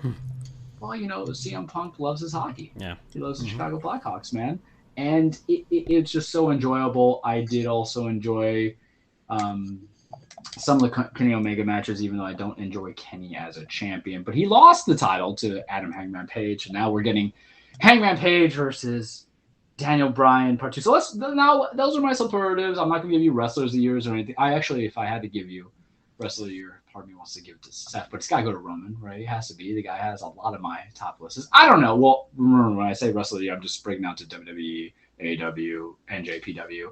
AEW for me would probably be, I can't say Daniel Bryan, but he was probably the rest of the year because he went to go big stuff on 2 different promotions in 1 year. I'm just couching that right now, but I would say New Japan. I'm not New Japan for AEW. I would have to give it to Kenny, even though, I was in love with how they did his title reign because he did help proponent everything that needed to be. CM Punk's return was good. Give some credit to Darby Allin. Sting did some good work. I love me some Eddie Kingston. New Japan, it's always about Shingo Takagi. So let's break it down bit by bit. New Japan, Wrestle Kingdom Part 1 today happened. Remember, we talked about the predictions. The night 1 was going to be Shingo versus Okada, and then night 2 would go be whoever wins that against Will Ospreay. It breaks my heart to tell you this. My boy, Shingo Takagi, the last dragon, lost the title, the Transformers title, the Decepticon belt to Kazuchika Okada, and tomorrow they will go against, it will be him and Will Ospreay go against. So some other title changes happened today. Evil won the openweight title. New Japan, if you keep having the champions lose on their first defenses, what credibility are you going to have? That never openweight championship has literally been hot potato so much because you had Hiroshi Tanahashi have it. Then he lost to Jay White. Jay White lost it to Tomohiro Ishii. The Stone Pitbull. We love that man. He just lost it to Evil. Okay, fine. Tag titles change. Now you have Hiroki Goto and Yoshihashi, who are now New Japan Tag Team Champions. I believe they beat the Dangerous Tekkers. Wrestle Kingdom's tomorrow, part 2. Let's see if it has fun. I'll try to watch those matches. It's kind of tough because I don't want to pay for New Japan World, but YouTube doesn't have everything. But yet, if I paid for Disney Plus, why would I just grow up and be an adult and just pay for New Japan World so I can watch these matches that have been deprived of me? Sorry, Shingo, I loved you, but it was kind of right for a title change. Let's go to AEW. AEW! Tomorrow, Daniel Bryan and Adam Hangman Page are going to go against each other in part 2 of their match. The first match, which I was super livid, guys, because there's my dumbass playing Crash Bandicoot 4, It's About Time, thinking that it was going to be in the final hour of AEW Dynamite in December, and it turns out that they started the show with that. So I missed 50 minutes. It went a full hour. It went a full hour to a draw, and I became legitimately so angry because I hate draws. I know they're trying to protect both guys. You just put the belt on Hangman, and then you have Bryan coming in hotter than just hotter than hot, man. Just hotter than the hottest hot sauce of ghost pepper that you can imagine. He was coming in from WWE and coming in here hitting the ground running. And you can't have him lose either, so you go to a draw. Here's my problem. You did that already with Kenny and him and Daniel Bryan or Bryan Danielson. Forgive me. Forgive me, Cody. Follow us on Twitter at JOJR, Charles the True, Dan Frioles. But, and sorry, Tony Khan. Follow us on Twitter. You already did that when it was Danielson versus Kenny in a non-title match where they already did a 30-minute exhibition and it drew. And it led to a draw. And that was 2-3 months ago. 2 months ago, really. So then you're going to do that again. So instead, an hour's a long time. You're showing a lot of the offense, and there's certain wrestlers who are going an hour long. You're gonna hurt yourself a little bit. You don't always have to one up the showman. You just have to show up for the show, if that makes sense. Now they're gonna do this again, and what they put as the caveat here, fellas, is they're gonna have, if it goes to an hour draw once more, they're gonna have judges make the determination who wins or loses. That's why? Very subjective. Because wrestling scripted, right? So that hurts me in my head, right? We say a lot of things are rigged, but you're actually legitimately rigging it when you think about it. And I would hope they do the big swerve where they actually have a winner declaratively before the hour goes up, because you can always have them rematch again. I don't care. Do it at the next pay-per-view. I understand people will get annoyed by that, but plausibly speaking, it's the silliest way if it actually goes to a draw and then judges, because I want to bring it back to the Attitude Era days. The only time I can think of there being judges where it was a bikini contest or something, right, that they did because Vince McMahon was misogynist and you needed a sex sell to horny 1999 disgusting men, in the real world. I don't think that has a place in 2022 if you're going to have judges trying to figure out who is the best wrestlers. And I think are they wrestlers who are judges? It's just silly. It's just super silly. I can't get behind it. And I don't know. Figure skating. Other things, right?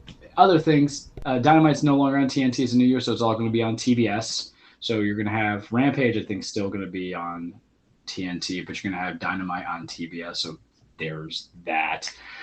Sammy Guevara lost the TNT title on Christmas Eve or Christmas Day to Cody Rhodes. So Cody is now a 3-time TNT champion. And I'm so against that. Sorry, Cody. I always give you a shout out when we talk about AEW, but I'm so against that because it meant that Miro's loss meant nothing. Miro was the TNT champion who beat Darby Allin and was on this incredible run, just killing people. He had this moniker of God's favorite champion. He would do promos, and when he lost the title to Sammy Guevara, he would basically have a going against God promo. And I love that stuff because the concept of man versus God is just so eluding in wrestling that I have to go all in. So it just means that the guy who lost him, because this was Sammy's run, he had 4 title defenses, none on pay-per-view, held the title for 84 days, and then Cody wins. I'm like, because that roster is bloated. I don't know who's winning. I don't like it. I'll just accept it. All I gotta do is accept it, right? And there will be more AEW stuff next week because we're gonna hit the ground running. We're gonna get back to it. I'm just trying to condense so much right because we gotta get to the big stuff. NXT 2.0, because I should label us that. They're doing New Year's Evil right now. Tommaso Ciampa versus not Bronson Steiner, but Braun Breaker is going against each other for the main event. That's going to be commercial free. Braun Breaker is going to win that. We just had the unification match of the North American Championship versus the Cruiserweight Championship of Roddy Strong, Carmelo Hayes. Carmelo Hayes won that unified title. Mandy Rose just won or retained her women's championship. Big, meaty men slapping meat. That's what we're really here about, right? Let's just hide away, forget the whole erotic vibes. What do we like in wrestling? Sure, we entertain and we enjoy the whole technical aspect and the flippy flops and all that stuff, but big sweaty men slapping meat, as the New Day say on their podcast. New Day, please follow us. I'll follow you guys. There was a pay-per-view Saturday, day one. It was originally supposed to be Roman Reigns and Brock Lesnar going against each other for the Universal Championship, and then it was supposed to be a fatal four-way with Big E, who's a big meaty man, defending against Kevin Owens, we love Big Fatty, against Seth frickin' Rollins, we love Seth Rollins, and then Bobby Lashley, who is a titan of meaty men, and then Roman got the Rona. So instead of just pulling Brock Lesnar away from the match, instead they put Brock in that match to make it to a fatal five-way. First off, that was a fantastic match. The pay-per-view itself was meh in between. The opening match between the New Day and the Usos was good. I like RK Bro versus Street Profits. Didn't care for certain other matches in the in-between. Edge and Miz could have been done better. I'm sorry. Crowd was deaf for I wasn't really there for it because of certain things. But that fatal five-way, it was just so good. And guys, we didn't even get the stare-off of Bobby Lashley and Brock Lesnar. This has been a feud that we've wanted for a long time. They are colossal giants. They are gods. They are basically if Zeus and Odin met each other in the freaking field in the multiverse portals. Suck on that, Spider-Man. You were thinking that you were going to get this weird setup. No, Bobby Lashley just sees Brock and he goes and spears Brock. I had a minor happiness because all the blood flooded from my brain to elsewheres. I loved it. Unfortunately, for Big E, who we love. That's right. Just replay that all the time. I could look at that for days. I hope that when I'm dying on my deathbed, it's Bobby Lashley and Brock Lesnar. That is in the last thoughts of my mind. Not my family, not wife or kids or anything like that. Not even the championship belts I bought when I passed the bar exam. It's Bobby Lashley and Brock Lesnar beating the hell out of each other. And then Brock won. He pinned Big E, the champion, in a fatal five-way match, which hurts the credibility for Big E. But now Brock is your WWE champion. He is back with Paul Heyman. He still might be over Roman, but what do we know after yesterday's boys? At the Royal Rumble, which is one of the big four pay-per-views, right? Probably my second most looked for pay-per-view. Sometimes I love the Rumble if it has a good Rumble match and then some good championship matches.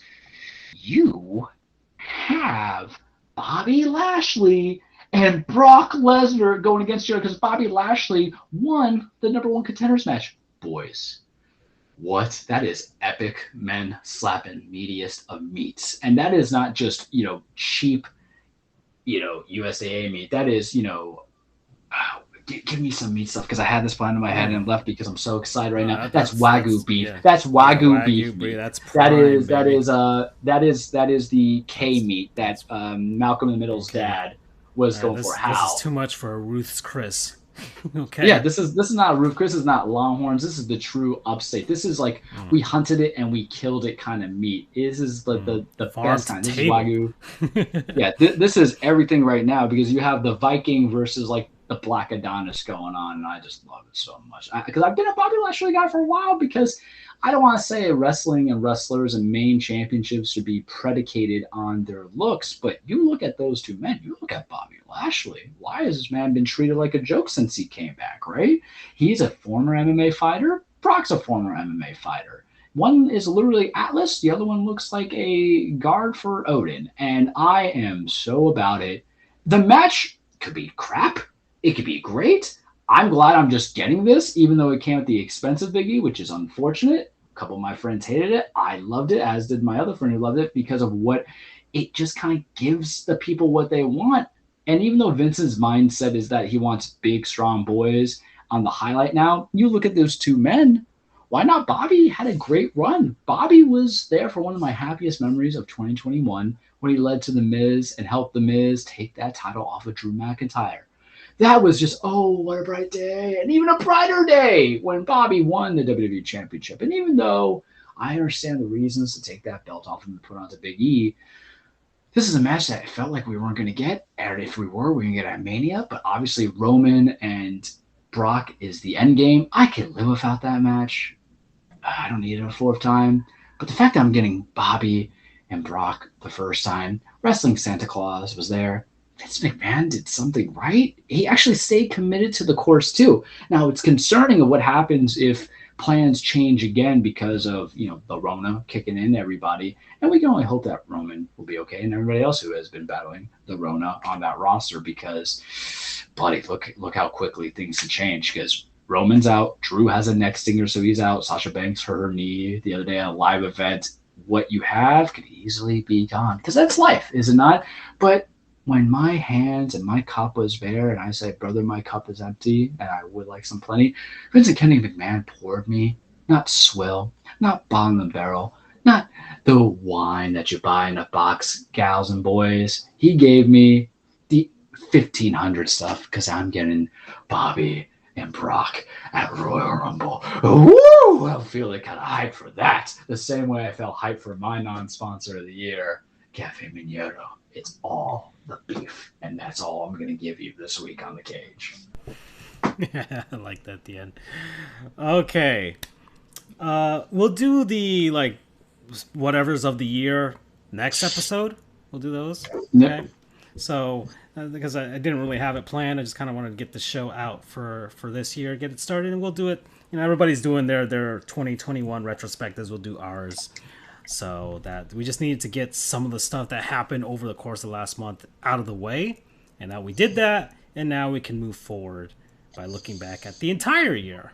So, but thanks everybody. We're back. We're going to keep this thing rolling as much as we can. But thank you everybody. 2022 is here. We're going to have fun with it as we always do. We'll try and entertain you as much as possible. Maybe get some guests back on this show. We'll try and ask. We'll try and get out there, try and do some wacky stuff. But thanks everybody. We'll see you guys next week. Bye bye. Good night. Take care.